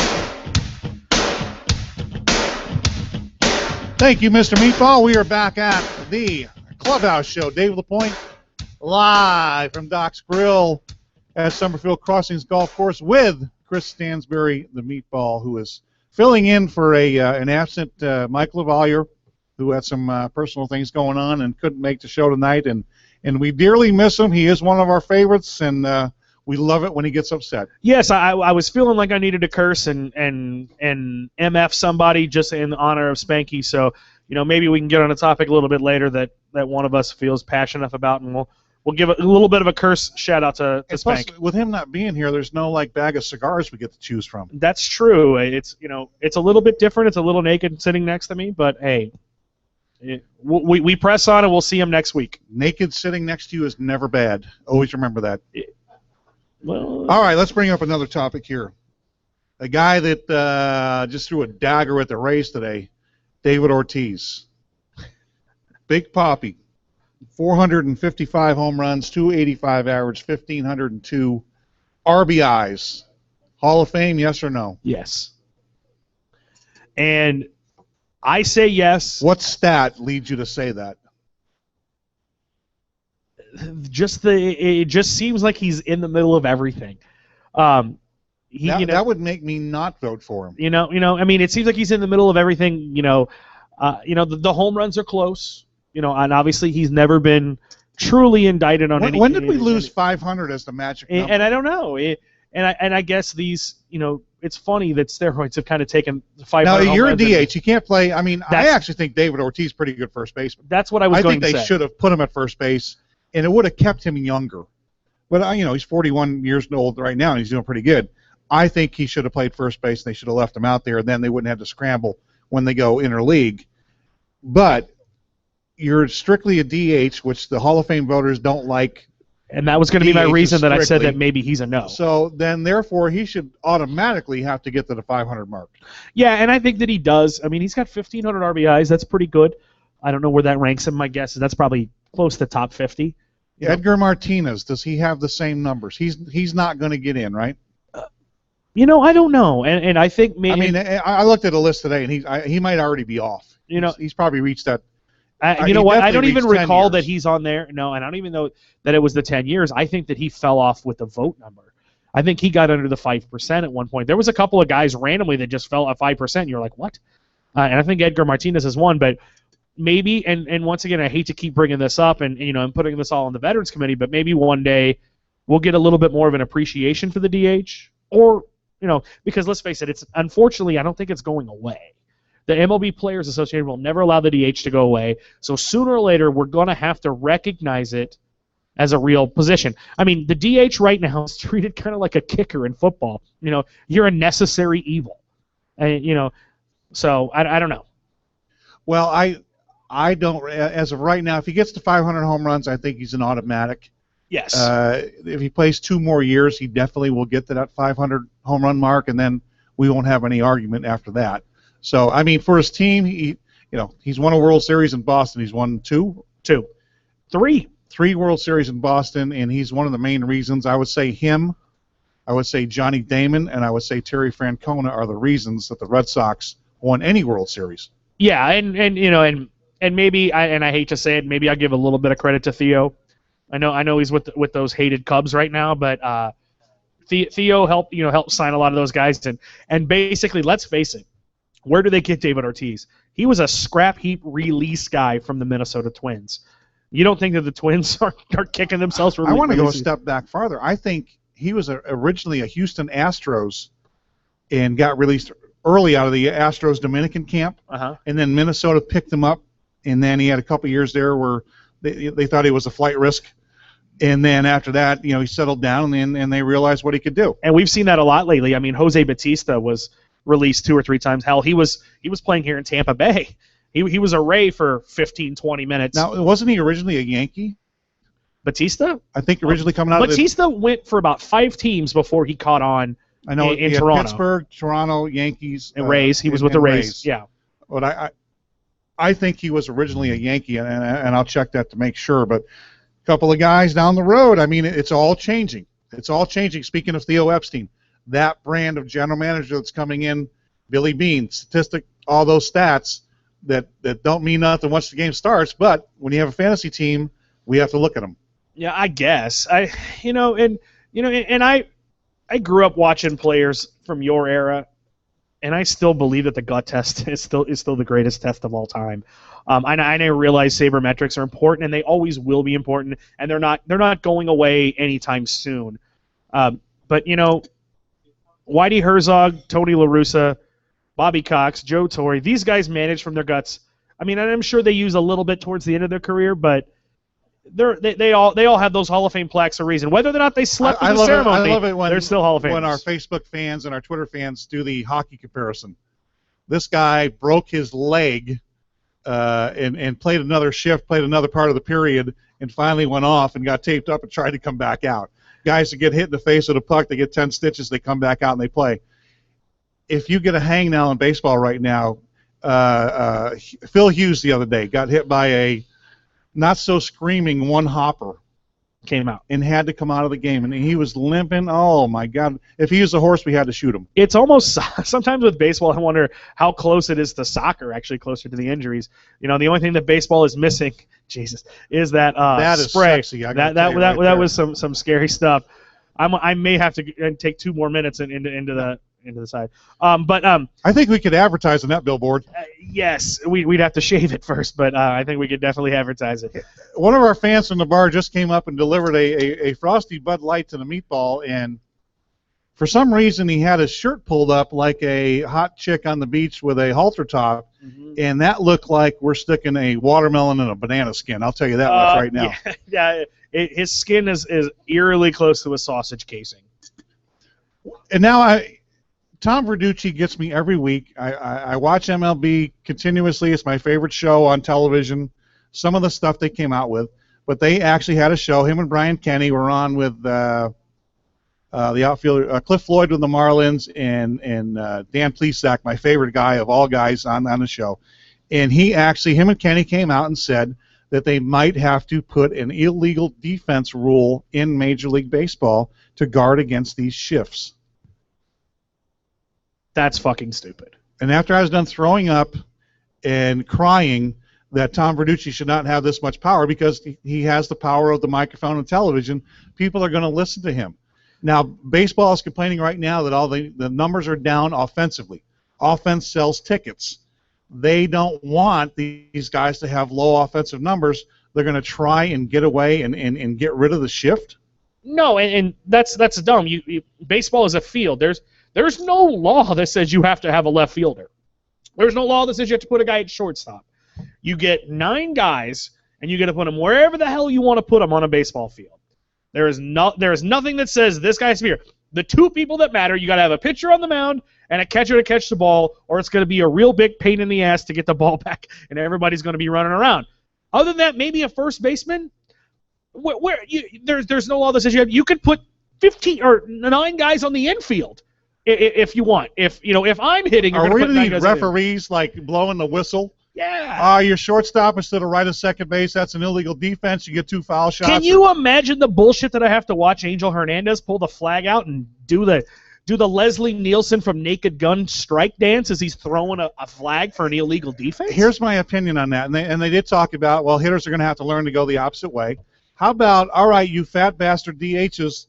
Maybe do a couple of sprints during the day so that if you hit a ground ball to the outfield, you beat it out. Well, for fuck's sake, if you're a designated hitter and you can't hit the ball the other way, sorry, fuck you, because you've got guys like, let's take Evan Longoria, for example. I get to the Trop all the time early. The first thing that I see is Evan Longoria. He's on his knees fielding ground balls at third base, okay? You got Ben Zobrist taking fly balls. You got these guys taking fly balls. You got this guy. David Price was shagging fly balls in the outfield as George Hendrick was hitting them yesterday when I got to the Trop. Now, if you're the designated hitter, besides eating the pregame meal and maybe getting loose, what the fuck else do you have to do? Take a couple of cuts. You got 13 pitchers on your roster. You've got 5 coaches that can throw a BP. Throw the ball. Take the ball to right field if you're left. The other way around. Take the ball to the opposite field. You can hit it. It's not you're a professional hitter. David Ortiz, let me send this message. Jim told me back in the day, okay, we're playing interleague games now, and you know what? We're going to have a World Series at the end of the year where the pitcher doesn't hit, or the pitcher does hit. You're going to have to play the field. You think you might want to do it all year round to maybe improve your defensive skills? Twice a week.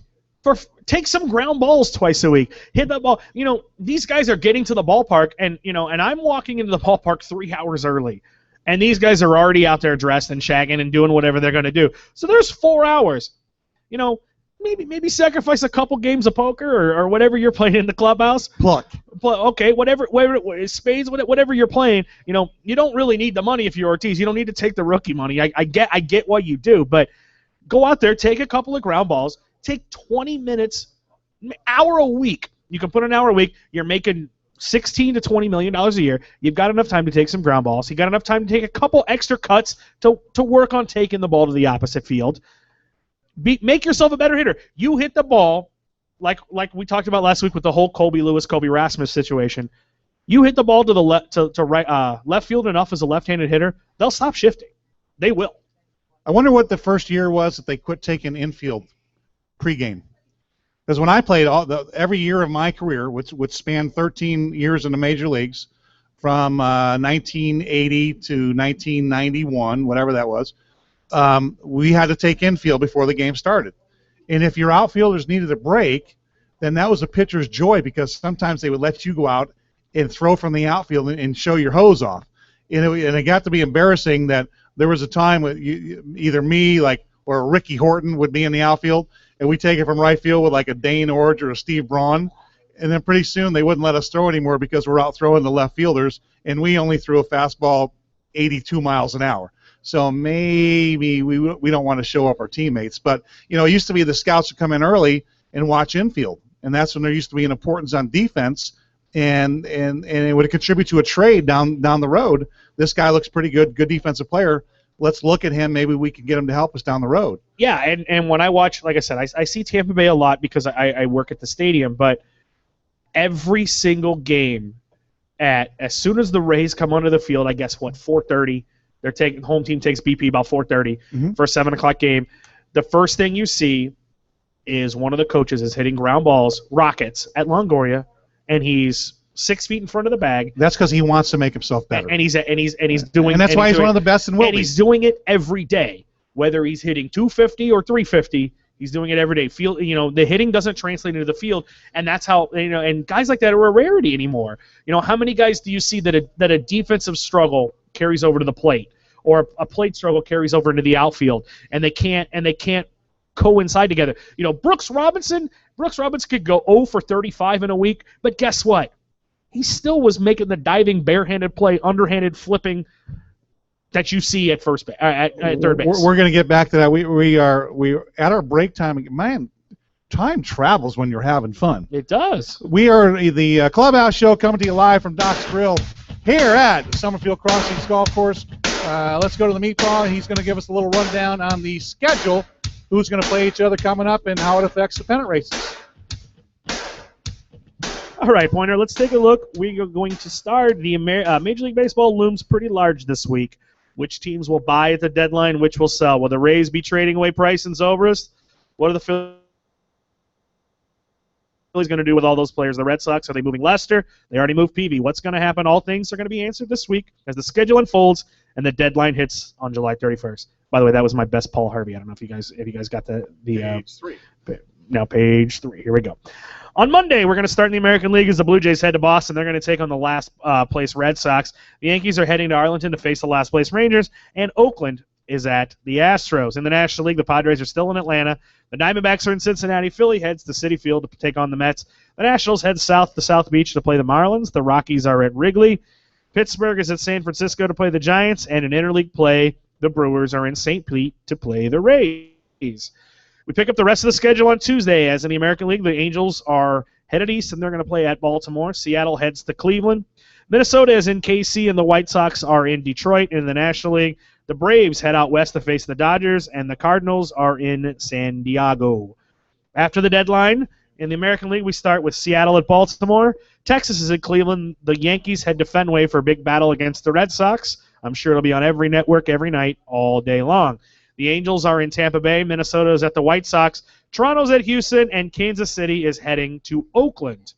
Finally, in the National League, the Phillies are at the Nationals. The Giants are in Citi Field to take on the Mets. Cincinnati is in Miami. Big first and second place battle is Milwaukee is in St. Louis. Pittsburgh is in Arizona to head to the swimming pool. The Cubs are at the Dodgers. The Braves are in San Diego. And finally, in interleague play, the Colorado Rockies are at the Detroit Tigers. That's a look around the upcoming schedule. As always, the trade deadline on July 31st, I think 4 o'clock in the afternoon. Find out if any of our predictions are true. Will David Price move? Will John Lester move? Cliff Lee, Cole Hamels, Jimmy Rollins, Chase Utley, all Marlon Byrd, all the usual suspects that our names are being mentioned out there. As always, follow us on Twitter at the club or My Clubhouse Show, at Mr. Meatball Says, at Dave LaPoint, at Spanky Catches. You can get a hold of us. We would love, love, love to hear from you. Send us your thoughts, comments, concerns, and we will answer them live on the air next week. Dave, here we go. We are back live at the Clubhouse Show. Dave LaPoint, Chris Stansberry, the Meatball, Mr. Meatball, bringing to you some pretty good stuff here. And I failed to mention, we have Fernando, we have Julio here. And once again, they're not at their top head of their game either because Fireball snuck in. I looked over. 2 nights ago, something snuck in and got Julio also. I think it might have been Mr. Rum and Coke. Well, because I look over and I usually hear the jiggle of the straw on the ice and when it gets down to the end and maybe a little bit of rattle to get things going. But as I look over there, it's bone dry. Fireball's a dangerous thing now. Fireball's a dick. I mean, let's face it. He is your friend, but you wake up the next day and he's stolen all your shit and you're half naked in your friend's basement. I don't know. That cinnamon tastes good going down. Oh, it does. Woo! Well, you know what? The trade deadline's coming up, and I was unlucky enough to be in that situation one time. Like I was one of the names being mentioned on ESPN. I was going to be traded, and sure enough, I'm out there with the White Sox pitching against Seattle, and there's a scout sitting in the dugout. And usually, day at pitch, I'd sit out there and I'd watch batting practice because you get tired of being by yourself alone in the clubhouse. And after you've made fun of the clubhouse guys for hours on end, you have to tear yourself away, put in about 10, 15 dips, do your bathroom chores, do everything you got. That adrenaline is pumping. You get bored to death. Like a lot of times I used to go out and play first base, just to pass time away. The scout's there. And he's sitting right next to me. He's got a radar gun. I go, let me guess, you're from Pittsburgh. He goes, I am. You're here to watch me. I am. Why do you have a radar gun? And he just started laughing. I go, man, it was one of those times I don't want to be traded. I'm perfectly happy in the White Sox. I'm not making a lot of money. Why am I going to get traded? And the general manager never took the time, Larry Himes never took the time to ask me how I felt. We weren't going anyplace. I wasn't making a lot of money at the time, and it was a good place to be, and he never asked a question. I did not ever want to leave the White Sox because I was pitching really, really well. And we had a good team. We had a bunch of good young players, and it didn't matter. No, and you guys get comfortable. The Pirates wanted me more than the White Sox did. That's the year they brought in myself, Gary Reedus, Ken Oberkfell, R.J. Reynolds might have already been there, but they brought in a bunch of us for the run, and we actually came in and did good. But the Mets just happened to be a little bit better that year, so we couldn't catch them. But it's kind of a neat thing when you are that guy, and there are people looking at you, and it happens. And a lot of times, left-handed pitchers are on the top of the list. Yeah, and you guys are a hot commodity. Cole Hamels, Cliff Lee right now, top of the list. They have to be. Like I said, and I still kind of stick by with what I said last week. The issue is going to be the money. I mean, both of these guys are making close to $20 a year. I think Hamels has 5-6 years left on that deal. So the only team that's really I called it last week, and I'm going to go and I'm going to stand up and I'm going to own it. I said Red Sox with Cole Hamels, but now the Red Sox are 10 games out of first place, and they look to be subtracting as opposed to adding. And now their big deal is they're going to trade Uehara. I've heard that the general manager came out yesterday. Uehara's left-handed, and Lester. There's four left-handers. That they're not opposed to trading Lester. You know what surprised me is reading the rumors, which they are rumors, and the Los Angeles Dodgers are checking for more pitching. Yeah, because Greinke, Kershaw, Ryu, and Josh Beckett, who by the way the Hall of Fame staff they have right now is third in the National League in ERA or fourth in the National League in ERA. Josh Beckett, that's just not good enough. It's just not going to get it done in LA. The San Francisco Giants went out and traded for Jake Peavy, and I think the sole reason they went out and traded for Jake Peavy is he has a great lifetime record against the Los Angeles Dodgers. Yeah, he does, and and the only thing about that deal that kind of made me funny is we had heard for weeks that maybe if St. Louis didn't go get David Price, they were in on Jake Peavy, and Jake Peavy was rumored to be going to St. Louis 2 weeks ago. But if you look at what they gave up their number 2 prospect in the organization, and number 11 prospect. That's kind of a lot for a salary dump. I mean, and I know that you and Spanky have your own opinions on prospects. They haven't made it yet. They're still riding the minor league bus. But that seems a little bit high of a price for a guy with an over 4 ERA. I think he's under 500 for the year. Now, granted, he's going back to the National League, and he's PB. Let's face it, he's pretty much had the best career of years in his career in the National League, and he's like you said, but he can beat the Dodgers, and that's all that matters. Roy Oswalt isn't doing nothing this week. And I'm shocked that no one's called him to see if he's still got any zip left on that fastball. I think a couple of trades that have been made. I think the Yankees made a steal with Headley from San Diego. They gave up basically nothing. Solarte and Nuno. The other one I was looking at when they got McCarthy, they did give up a couple of prospects for him. So and he's been blockbusters. But it's strange to me when I read all the press and why the Arizona Diamondbacks had given up on McCarthy and why he was having such a bad year is that somebody in the organization told him to quit throwing his cut fastball. Who would that be? Who is that genius? I mean, it cannot be Ted Simmons because Ted Simmons taught me how to throw my cutter. Well, and who's running the pitching out there? Dave Duncan? He's one of the pitching coordinators. I can't see Dave Duncan telling him he's the pitching instructor. He's not obviously not the pitching coach, but is he the guy that's kind of pulling the strings on the pitching behind the scenes? Because obviously Tony's out there now running things. Well, the new guy that's actually calling all the shots, and I can't bring up his name right now, but man, does he look like a serious CEO type of business guy. Is it the pitching coach or the guy that's running it? No, the guy that has been commenting on a lot of the things that are going on out there. The guy that said that when they fired the general manager, this guy took over, and I'll have to look up his name, but he looks like that guy that's all about business and numbers and probably has never stepped foot in the clubhouse. Yeah, and then, your pitching coach is Mike Harkey, and Mike Harkey had a pretty okay career. He, pitched for the Cubs for a little bit, and he was a highly touted guy coming up. I can't see where anybody would be telling anybody, hey, stop throwing that fastball that moves. Stop throwing that pitch. Yeah, I mean, look at your Andy Pettitts of the world. Most of these pitchers, Mariano Rivera, they made a career out of throwing a cut fastball. Why you would eliminate that? Because it's one of the few pitches in baseball you cannot practice hitting. It's an optical illusion. When that ball cuts is when you're swinging. You don't see it break. If anybody has a good cutter, I'm going to go try and get him. Yeah, I would think so, too. I mean, let's face it, Mariano Rivera was a fifth starter with the Yankees. He was a fifth starter when he came up. He didn't have a very promising career. Then all of a sudden, I don't know who taught it to him, but he figured out how to throw that cutter. And, they say the rest is history, but he goes down as the greatest closer of all time because that ball just misses bats. And Mariano threw 92. He wasn't overpowering you. Well, at first, he was a 96. Yeah, but towards the end, even when he's 40 years old and saving 45 games a year and his ERA is under 2, like you said, as you're swinging, that ball moves from the big part of the bat to the end of the bat. That much, son. Yeah, that baseball, Another trade that was made was Joakim Soria going to the Detroit Tigers.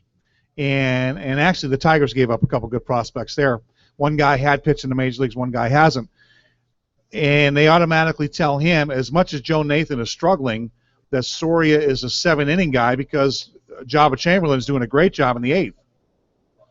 Yeah, and if I'm Soria... Soria has more saves than Nathan, doesn't he? I don't know about that. Soria has had a long career in obscurity. I mean, he closed games for Kansas City for the longest time, and he's gone to Texas, and he got to Texas as soon as Texas decided to start sucking.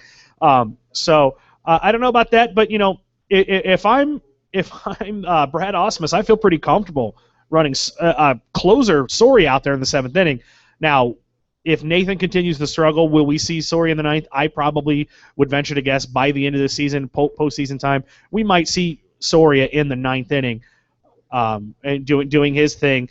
But yeah, Job has been good, and and they're still looking for help. They still need they need a left-hander for that bullpen too. Well, my A-pluses go out to Detroit right now for getting Soria. I think that was a great job that they did, and my other A-plus goes out to the Angels for getting last week's guest, Jason Grilli, for getting Houston Street. They look like they are tough. The only two teams in baseball with 60 wins now are the Angels and the A's. And the A's in the same division. So I think they went out and did a good job. The A's look like they made a good trade, but Hamels has lost every game he started since he went out to the A's. Is he going to turn it around? Yeah, and I think that I even mentioned that after he got traded that Jason Hamels was just okay in Tampa Bay. Looked pretty good for the Colorado Rockies. Went to Baltimore, struggled a little bit, got okay. Went to the Cubs, and all of a sudden he's the hottest pitcher on the market.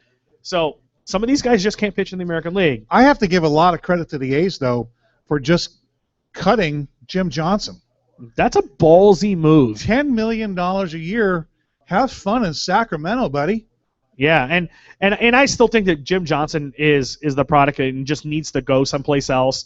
Hell, I had even heard that Baltimore was ready to take him back, but I don't think he got along with Buck Showalter. If you don't get along with a manager, you're not going back. No, and you've mentioned who gets along with Buck, but so and that is what it is. But the Atlanta Braves have made a couple of moves too. A couple of the relievers that they had last year. The one lefty was an all-star.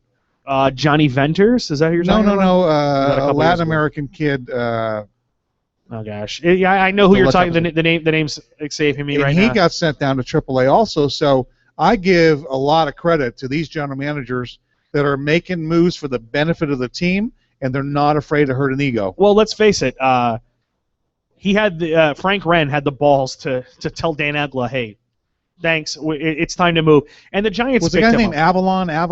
Oh yeah. I think something to that nature. I know who you're talking about. And he got sent to AAA. But they sent him out to San Francisco picked him up. And you know what? Hell, maybe Dan Egla goes out there and plays a little bit. Marco Scudero can't stay healthy. Brandon Hicks, they cut him. He's in the minors, I think. He sucks. So Ugla's going to get a chance to play a lot out there, and maybe is Ugly an everyday at bat guy that needs it. Once again, Ugla, they had the infield in last night. Ugla throw to the plate. It's 2 inches too low, and then you've got our favorite catcher, Buster Posey, just shying away from picking and tagging. Yeah. There was no chance that ball was going to be caught because it was close to like an old collision at the plate. And Buster Posey shied away from that thing like an 8th grade math test. It is what it is with Posey, and I don't think we're ever going to see that. I highly feel like if I'm the Giants this offseason, I trade Buster Posey. I was going to say so too because I don't think you could move Brandon Belt. He's cheap, he's under control, and he's a fantastic hitter at first base, and he's a first baseman. And he's starting to fall into the injury bug, though. Yeah, hopefully they get him. And so you have to move Posey to first base because one more year. I mean, if he's going to shy away from an injury every time, he's going to get hurt again. My feeling with the Giants, though, by them going out and getting Jake Peavy, I think Matt Cain is out for a while. I think Matt Cain has a serious injury now. Yeah, and I read that too. That they're looking at this injury and they're saying, hey, this is not a come back in a couple of weeks, kind of injury that it normally seems like it might be. He is going to be out for a while. Now, they're not saying that it's going to be Tommy John, but they're saying that this injury is, September. What's Barry Zito doing? Probably surfing, probably smoking a little pot. I don't know. Laying in bed with 25 stuffed animals? Or 25-year-olds, either way. Either way, I'm sure that Barry Zito is well taken care of. He made plenty of money in that contract that he had with the Giants. But, yeah, there's another guy. How come no one's called him? Mark Mulder got hurt too early in spring training. He'd be right in the thick of it now. Yeah, Mark Mulder might be ready to go next year. He did that Tommy John, I think. All right, we are the Clubhouse Show coming to you live from Doc's Grill here at Summerfield Crossings Golf Course. We've got a rowdy crowd here, some of them showing their midsection, some of them saying dirty things when we're off the air, but we love them anyways. We are going to go to the Meatball right now, and he's going to talk about our favorite topic, the injury list. Meatball? All right, guys, let's take a look around the injuries and transactions around baseball. The first one, Ian Kennedy was just scratched from the start this week. He's got one of our favorite injuries, that oblique injury. But start with the DL stints. Justin Morneau of the Rockies has a neck strain that he got in the Home Run Derby, of all places, and he hasn't played since the All-Star game. Justin Morneau on the 15-day DL for the Rockies. Boone Logan, diverticulitis, that infamous digestive tract infection that pretty much probably gives you the runs nonstop. That's why Boone Logan is on the 15-day DL. Matt Cain, right elbow inflammation, like we said. No TJ needed, but he's going to be out for a little bit. Brandon Belt, 7-day concussion DL. Cody Ross has a left calf strain, and they're saying he's going to be out for a little bit. He's just completely struggled. Reds reliever Logan Ondrusek has a strained right shoulder. Spanker's Cranker's favorite, Troy Tulowitzki, has that upper thigh strain. He's on the 15-day DL. John Mayberry Jr. for the Philadelphia Phillies, left wrist inflammation. Joel Peralta has an unknown illness for the Rays. He should be coming back soon, but they're saying it's a possible infection from a mosquito bite that he got. They're not sure exactly what it is, but he is on the DL. Giovanni Soto was on the disabled list all season, came off for about 25 minutes and strained his groin. He went back on. Strained left quad for George Springer, has him out for a while. Kelly Johnson, another groin strain. Starling Marte, 7-day concussion disabled list. Ryan Zimmerman, a right hamstring strain, and this one they are saying is not good at all. They are not sure if he's going to be back for the rest of the season. They're saying this is a weeks injury and could be out for a while. Grant Green, fourth outfielder for the Anaheim Angels. He's got a lumbar strain with his back. He's going to be out for a little bit. Zach Putnam, the pitcher for the White Sox, shoulder inflammation. Marco Scudero, like I said, played 15 minutes this season. He's got another lower back strain. He's out. And Daisuke Matsuzaka, this guy's still around. He's got elbow soreness. Not sure exactly how long he's going to be out. Some guys that came off the DL this week, a little bit of news and notes. Activated John Neese of the Mets back in the rotation. Cliff Lee back just in time to get traded. Will Nieves, the catcher for the Philadelphia Phillies, he's back.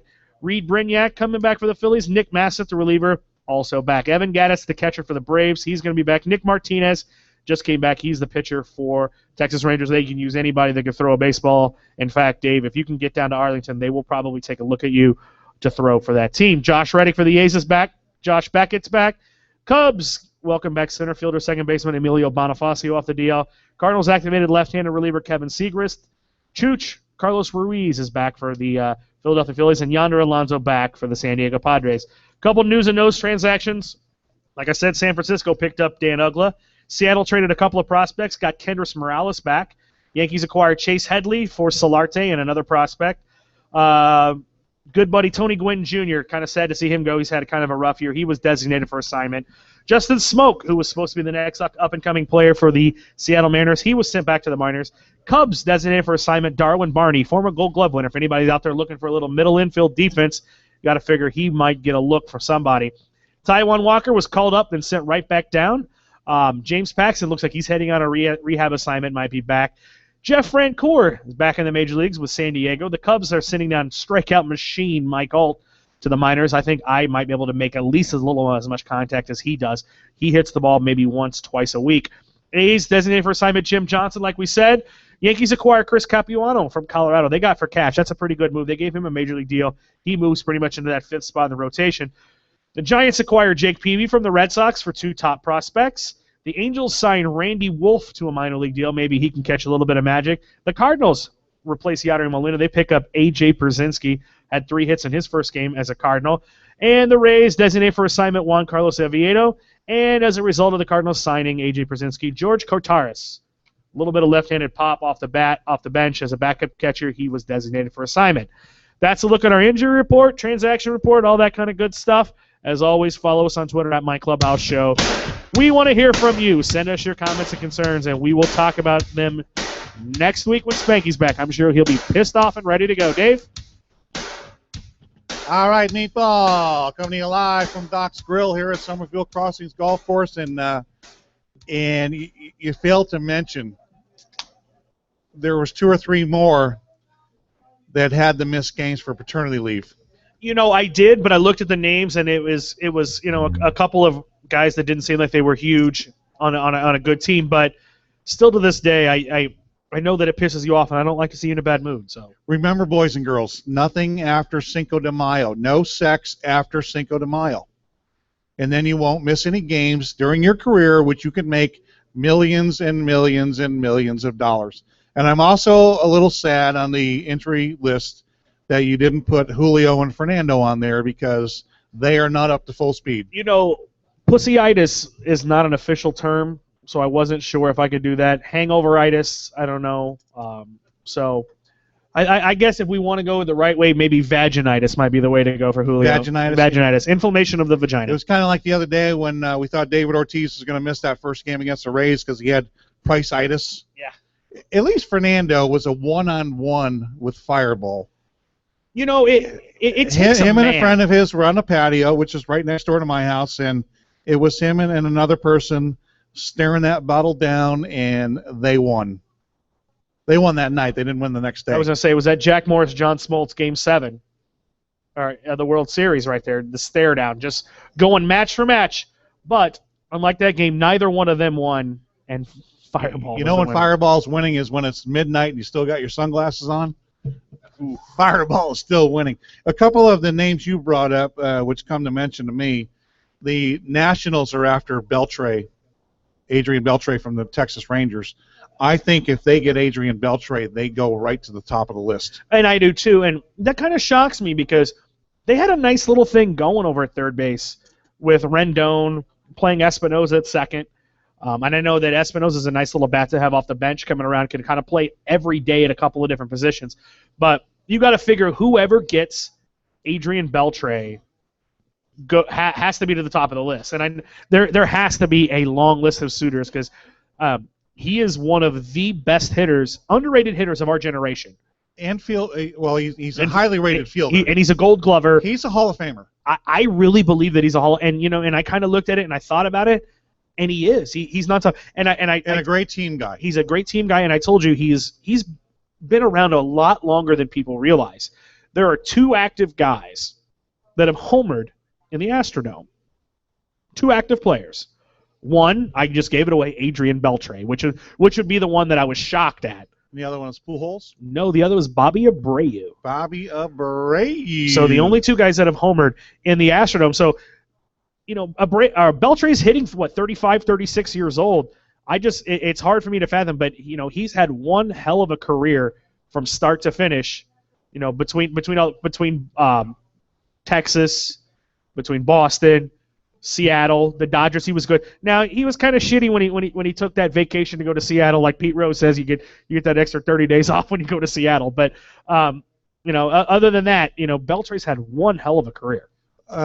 Top of the list, the Los Angeles Dodgers said that they would trade Matt Kemp if the right offer came along, and Matt Kemp agreed that he would go someplace. But I think what is messing up the whole flux of the trade situation is the Seattle Mariners keep falling farther and farther behind. Yeah, and they really, really, really could use an arm out there. And I think that a guy like Jake Peavy would have been great. If Paxton comes back, they're good. If Paxton comes back, they're good. But they would need Matt Kemp and they would need Jimmy Rollins. But Paxton hasn't had a spring training. Paxton's you're gonna throw him in there. You're gonna really expect this kid to carry you to the promised land, and I don't know if it's gonna happen. But they could really, really use another arm, and I don't think they're gonna get.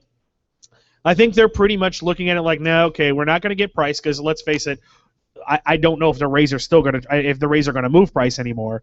But there's not a lot of guys out there anymore. Pitching is such a high commodity.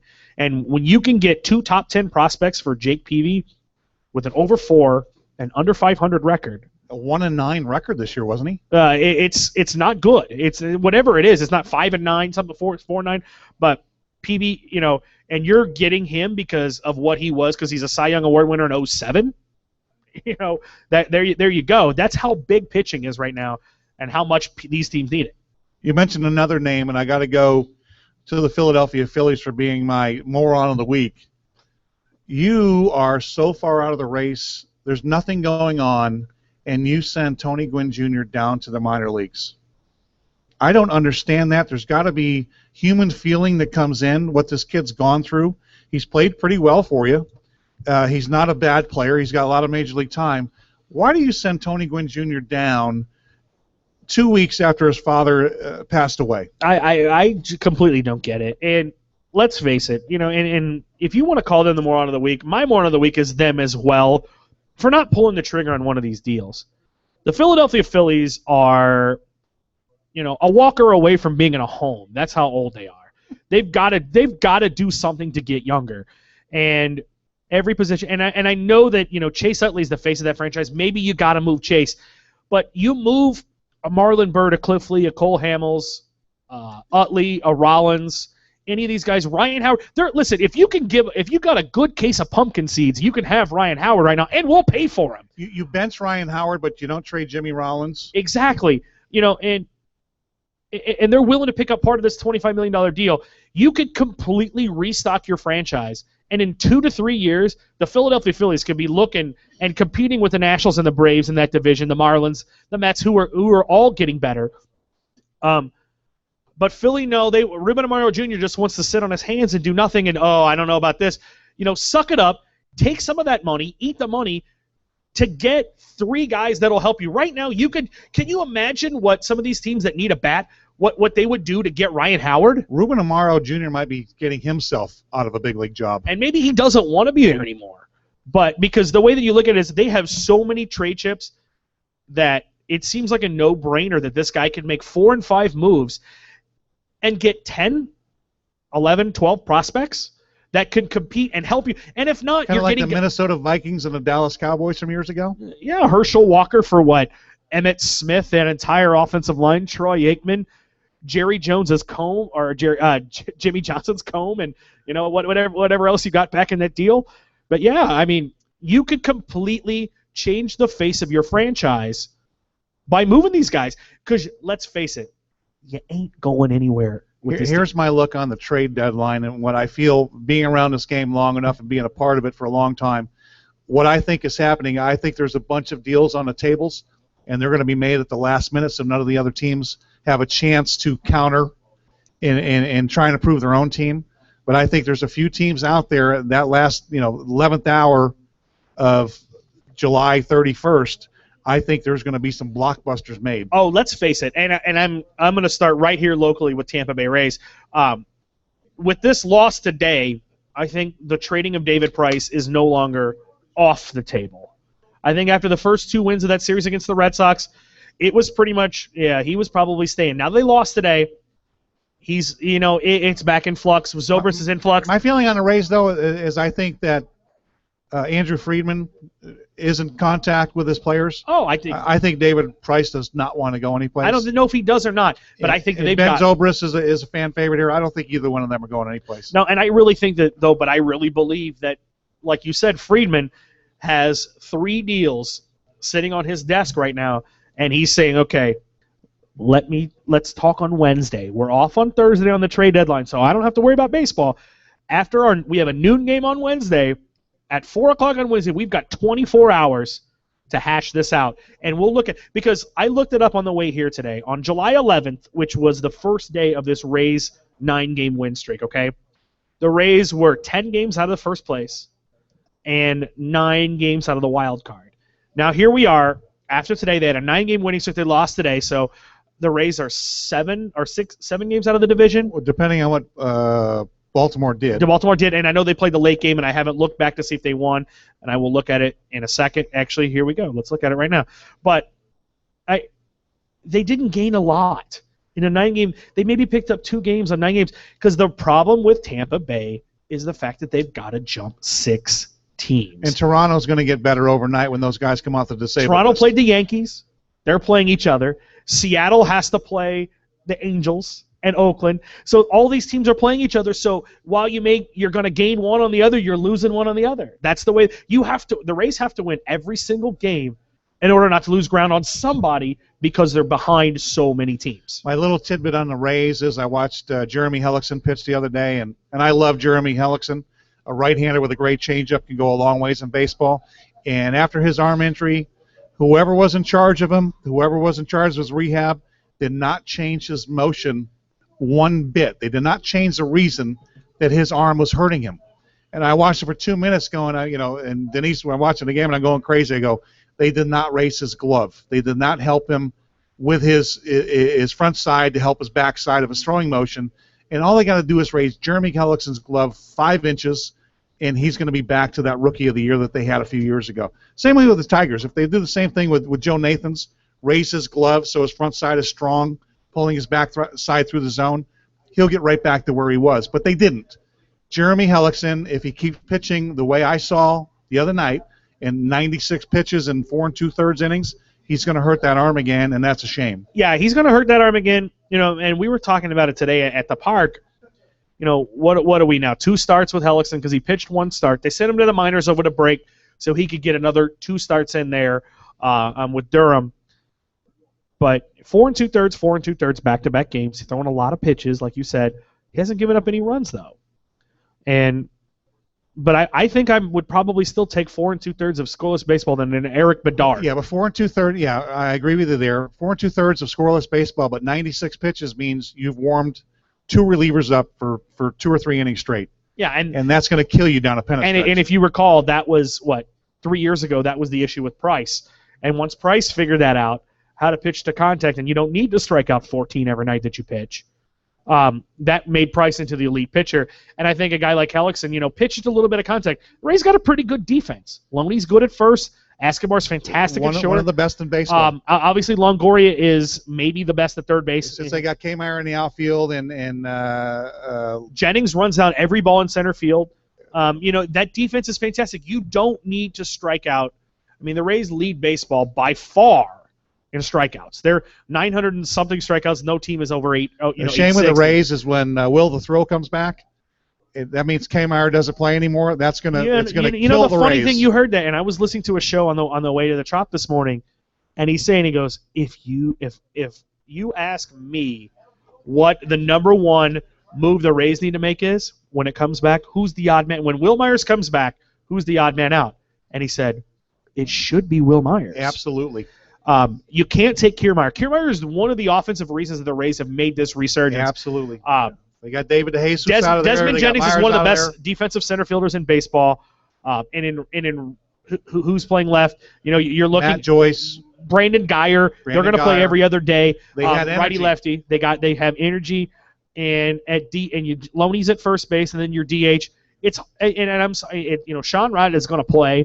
Because he has that little bit of pop, that little bit of magic that's in that bat. And I don't think that you can stand putting Will Myers. He's not worth it to put Will Myers as an every 3 days designated hitter for the Rays. But that's where he fits. 2 of the biggest reasons they came on is because of Forsythe and Kmeyer. Yes. And they brought energy. They figured it out. And plus their pitching, they got Cobb back. But if they bring Will Myers back in, they're going to go right back down the tubes. And listen, if Will Myers is going to be your late inning replacement as a pinch hitter, cool. Will Myers will be like that Rios of Texas. He puts up the numbers. Everybody wants him. As soon as they get him, they fall right out of the race. And let's face it, the other thing that got the Rays going on this streak that they're on, and I think it was their 4th win that they picked up in a row that kept it, was Yadier Molina. He has to be a big reason. I mean, he fed his brother. He gave him 2 packs of cheese crackers, sent him on the thing. Jose was happy. Jose didn't let any ball go past when Jose got crackers. I'm going to give you a move. Now, if the Nationals go out and get Beltre, I'm going to give you a move right here that'll put the Nationals in the playoffs and the World Series. their guy that has to be sent down is Bryce Harper. You are right. It's never going to happen. Maybe I think Rizzo will have a set of nuts on him and say, listen. And is Matt Williams? Matt Williams was a strong enough of a personality to play. The running blotch the other day, one-run game, gets thrown out. No man's land in between second and third. He's making these mistakes of a young ball player, and he needs to get more seasoning. I watch Bryce Harper, and I think about the kid in Little League that as soon as he gets on first pitch, he's still second. Second pitch, he steals third. He's on third base in the second pitch. That's exciting, but you know what? That doesn't play in the big leagues. And he's got nice hair. And it's Mike Piazza. It's show hair. It's show hair. It's, as we read in the article that we talked about before the show, the Johnny Damon hair. The flowing locks that has all the chicks screaming. But, look nice, play nice. I think Bryce Harper is great. I want you to hold it right there because we are going to come back and talk a little bit more about Bryce Harper. We are the Clubhouse Show, coming to you live from Doc's Grill here at Summerfield Crossings Golf Course. We're going to send it over to the Meatball, and his favorite part of the show, he's going to give me his fantasy picks. I'm telling you what, we're beating him like a dead dog. No Spanky. The Meatball has to stay out here for every second of every segment, and that's why he's getting the big bucks, and that's why there's a lot of free Bud Lights coming his way tonight. Meatball, hey, I want to hear these fantasy picks. When you find these free Bud Lights, please let me know. I'm willing. I'm looking. Fantasy update.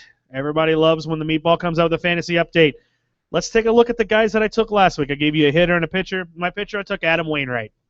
I know you laugh at me like, oh, man, you took the All-Star game starter. Well, his first start, he wasn't so hot. He had a really crappy outing against the Rays. He gave up 6 runs, 4 earned over 4 2/3, struck out 4 in a loss.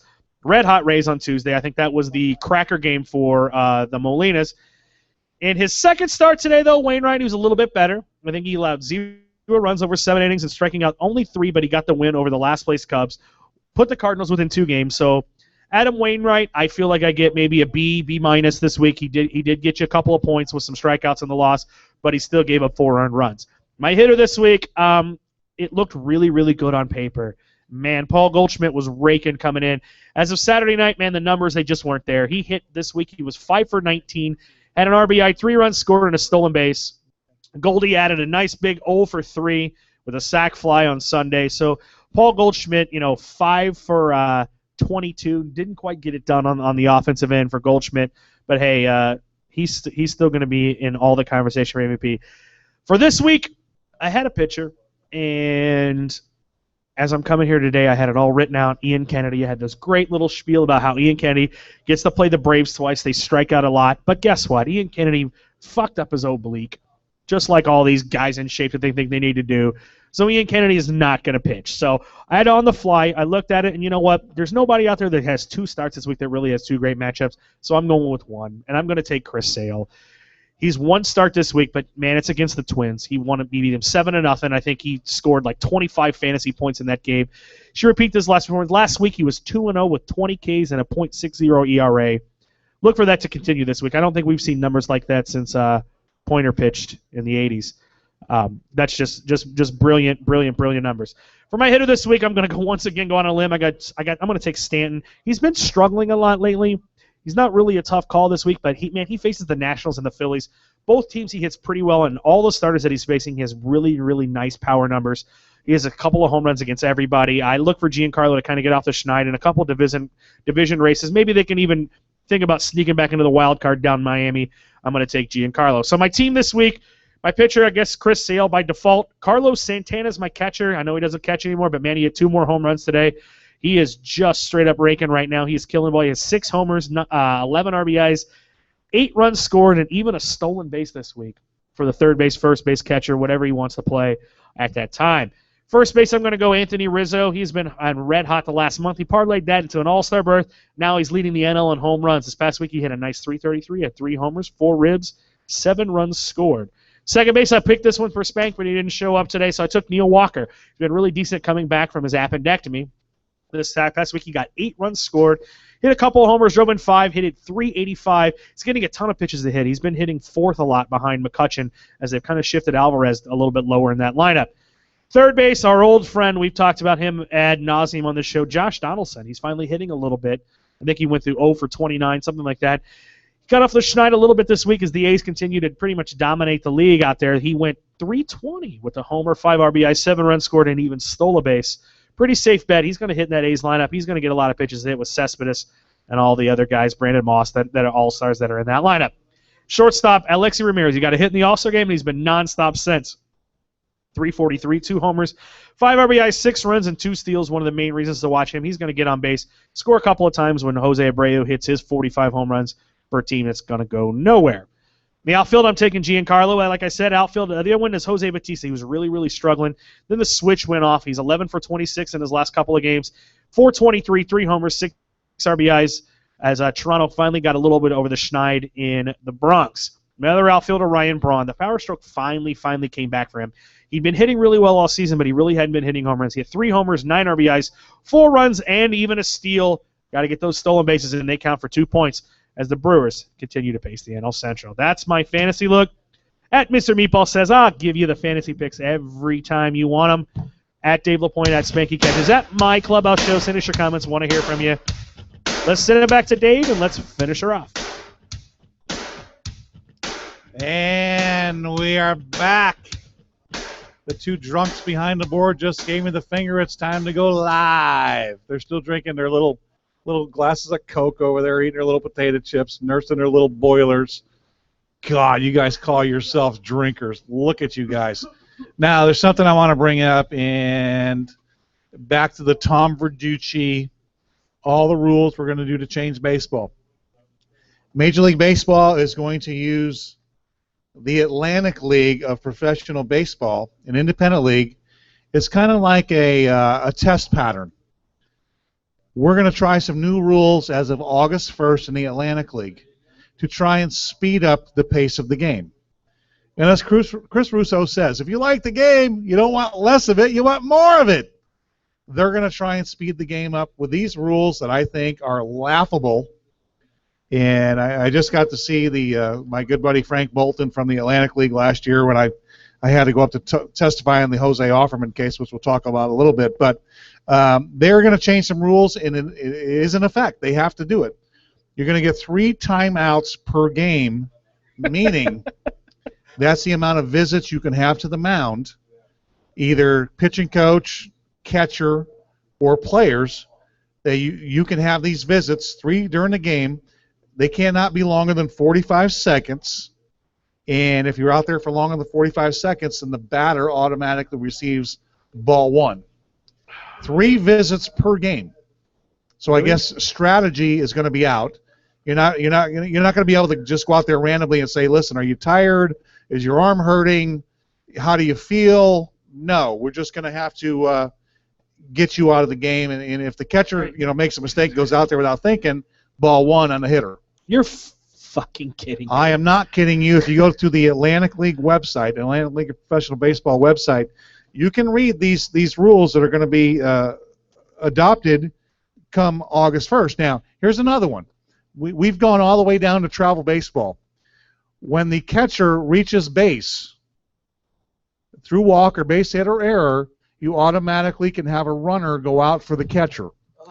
That is Little League bullshit. Little League bullshit as far as I've ever heard. Talk about ruining the integrity of the game. The Atlantic League being the guinea pig right here is going all out. They're going to go from 8 warm-up pitches in between innings down to 6 because the amount of warm-up pitches you take should not be longer than 1 minute in between innings. What they don't say in the Major League games is that you're granted 2 minutes of television timeouts due to advertising. So are we going to take away the advertising? Or are we just going to shorten that up? No, we're not going to get rid of the money. Now we have $20 million pitches out there. That 7th and 8th warm-up pitch might mean the difference between a good arm and a bad arm. Do you want to take that into consideration? Major league teams and most minor league teams have 3 catchers. They can go out and warm up the pitcher while that catcher is putting his gear on after an inning. There's another thing right there. What if your catcher is fast? Do you have to automatically? What if Craig Biggio is your catcher? Do you automatically have to take him out of the game for Kendry Morales coming off the bench pinch run. Jesus. That's ridiculous. Here's one that I do agree with, and it was in the minor leagues for a little bit, the intentional walk. If you just put 4 fingers up and say you want to walk them, you don't have to throw the 4 pitches, send them down to first base. I am actually fine with that at any level. The only time that I saw that it made a difference was in the World Series between the Oakland A's and the Cincinnati Reds, where Dick Williams went out to the mound and told Gene Tennis to put your hand up like you're going to have an intentional walk, and told Raleigh Fingers, you throw a strike right down the middle, we're going to strike him out. And it worked. Johnny Bench didn't know what to do. They threw the pitch right down the middle, strike 3. I guess there's no more strategy in an intentional walk. I remember a game as a kid, and they had an intentional walk, and somebody got one a little bit close to the batter's box, and I can't remember. I think it was Okendo just reached out and laced a triple, and that was the end of the old batter's box. 4 balls. You had to step out. Now I'm completely fine with this. If you want to walk a guy, hey, you get first. Go right ahead. Because how many times do we see strategy? We throw 4 balls, then we bring in a reliever, or we ask a guy to come in out of the bullpen and then do something negative before you can do anything positive. Well, it brings up memories. An old teammate of mine named Neil Allen, who was a great reliever with the Mets and the Cardinals. Neil Allen could not intentionally walk a batter. There was more of a chance of that ball going back to the screen. And you knew that ahead of time, so if Neil was going to intentionally walk, guys were ready to run because you thought that ball was going back to the screen, and then he'd be so careful he'd throw one right down the heart of the plate. So I guess I can live with that rule. I can live with that one. That one's fine, yeah. I cannot go to 3 visits per the game. No. But, I don't want to be Yankees, Red Sox either. I don't want to visit every time a new hitter comes up. We should change that. Auto intentional walk and the other one, the rules of the game, the hitter's no longer stepping out of the box to readjust their batting gloves, their helmet, whatever they have to do. The umpire can call a strike on them if they step out of the box and take too much time. Well, and that rule to me that kind of seems like an excessive rule. If Sergio Garcia was playing baseball, you would if there was that rule in golf, Sergio would have a stroke penalty every time he plays. And kind of David Ortiz, does he need to step out? Does he need to spit on his hands, clap them together, whoop it up, put his hat on backwards, bring somebody Gatorade? That's why fans love him, though. Every kid in Boston does that before he hits. Yeah, whatever. Cool, fine. How long before we get these rules in that television, who pays all the bills for everybody, says no, now the game's going too fast? Well, no, and how long before television is like, you know what? No, we don't want to watch Kansas City bat anymore. The Yankees need to be up. We want to see Jeter. So Jeter can bat in the lineup anytime he wants to for television revenue. How many times? What's it going to be? How far are we going to go with these bullshit rules that completely affect the outcome of the game? 3 visits, that's stupid. The catcher not running, then get a catcher that can fucking run. That's it. Or a DH. Or a DH, whatever you want to do. No, but it says it takes too long for them after the inning to come in and get their equipment on. It just takes too long. Okay, so it takes too long to watch them run to first base. I mean, doesn't it take too long to watch the guy run from the bench over to the first base every single time? And umpires are being instructed to call the strike zone by the rules that are in the book. Okay, you want to make the game a little bit shorter? When the guy calls timeout, don't always say yes. That's the rule. You don't always have to say yes. As the guy's in his wind-up motion and the ball is released, he's like, oh, shit, that's a breaking ball. Time. And they give him time. Don't grant it. And that's a strike right down the middle. I'm gonna bring this right up at the end. We only got a couple minutes to kill right here, but I was called to do the Jose Offerman. I was a witness in the Jose Offerman trial, and this is something that happened back in 2007, where they said he charged a mound and hit a couple of players with his bat, which there's plenty of evidence through the pictures that were taken. The bat never touched anybody. And that's besides the point. I don't want to go into that. I testify what I saw. But the funny thing about that is the power of the press, the power of the people who want to have the press on their side. Every witness that went up there on the side of John Nathans, who was the player that said he got hit, Tommy John, Matt Beach, who threw the pitch to hit Offerman, there was somebody else. Everything that they did was put in the paper. All of us that went in and testified on Offerman's behalf never made it anywhere. Never made it into the paper. Never knew we were up there. Kind of strange how that works, isn't it? Yeah, and the one thing that I can tell you, the only thing that I knew coming out of the Offerman trial is that the bar in Baltimore didn't have any AB products. That's what I got from your blasphemy. But yeah, and and I've seen the pictures online. The guy clearly doesn't get hit. I don't know what happened, how he's hurt. I don't know him. I know you and I have discussed him off air. This guy was making about $800 a month, and he was suing for $4.8 million because he said Offerman's bat hit him and it ruined his future all-star career in the major leagues. Yeah, okay. That's like this Bud Light is ruining my future. I'm not a career in the major mathematician, but how many years you got to play at $800 a month to make $4.8 million? Enough. Let's call it enough because I'm not even getting out. The calculator doesn't go that high. All right. Well, listen, we had another great show here. We want to thank you for tuning into the Clubhouse Show. Dave LaPoint, Chris Stansberry, once again, loving our life right now. Enjoy doing the show. Thank you to the two hungover boys over there, Julio and Fernando. Hopefully you're better next week. Hopefully we get Spanky back next week. And I want to thank the people here at Doc's Grill for having us once again. But we're going to sign off right now. Love doing the show. Love baseball. Any tweets, any questions, please send them in to us, and we'll talk about it next week on the air. We are the Clubhouse Show. We are out. See ya.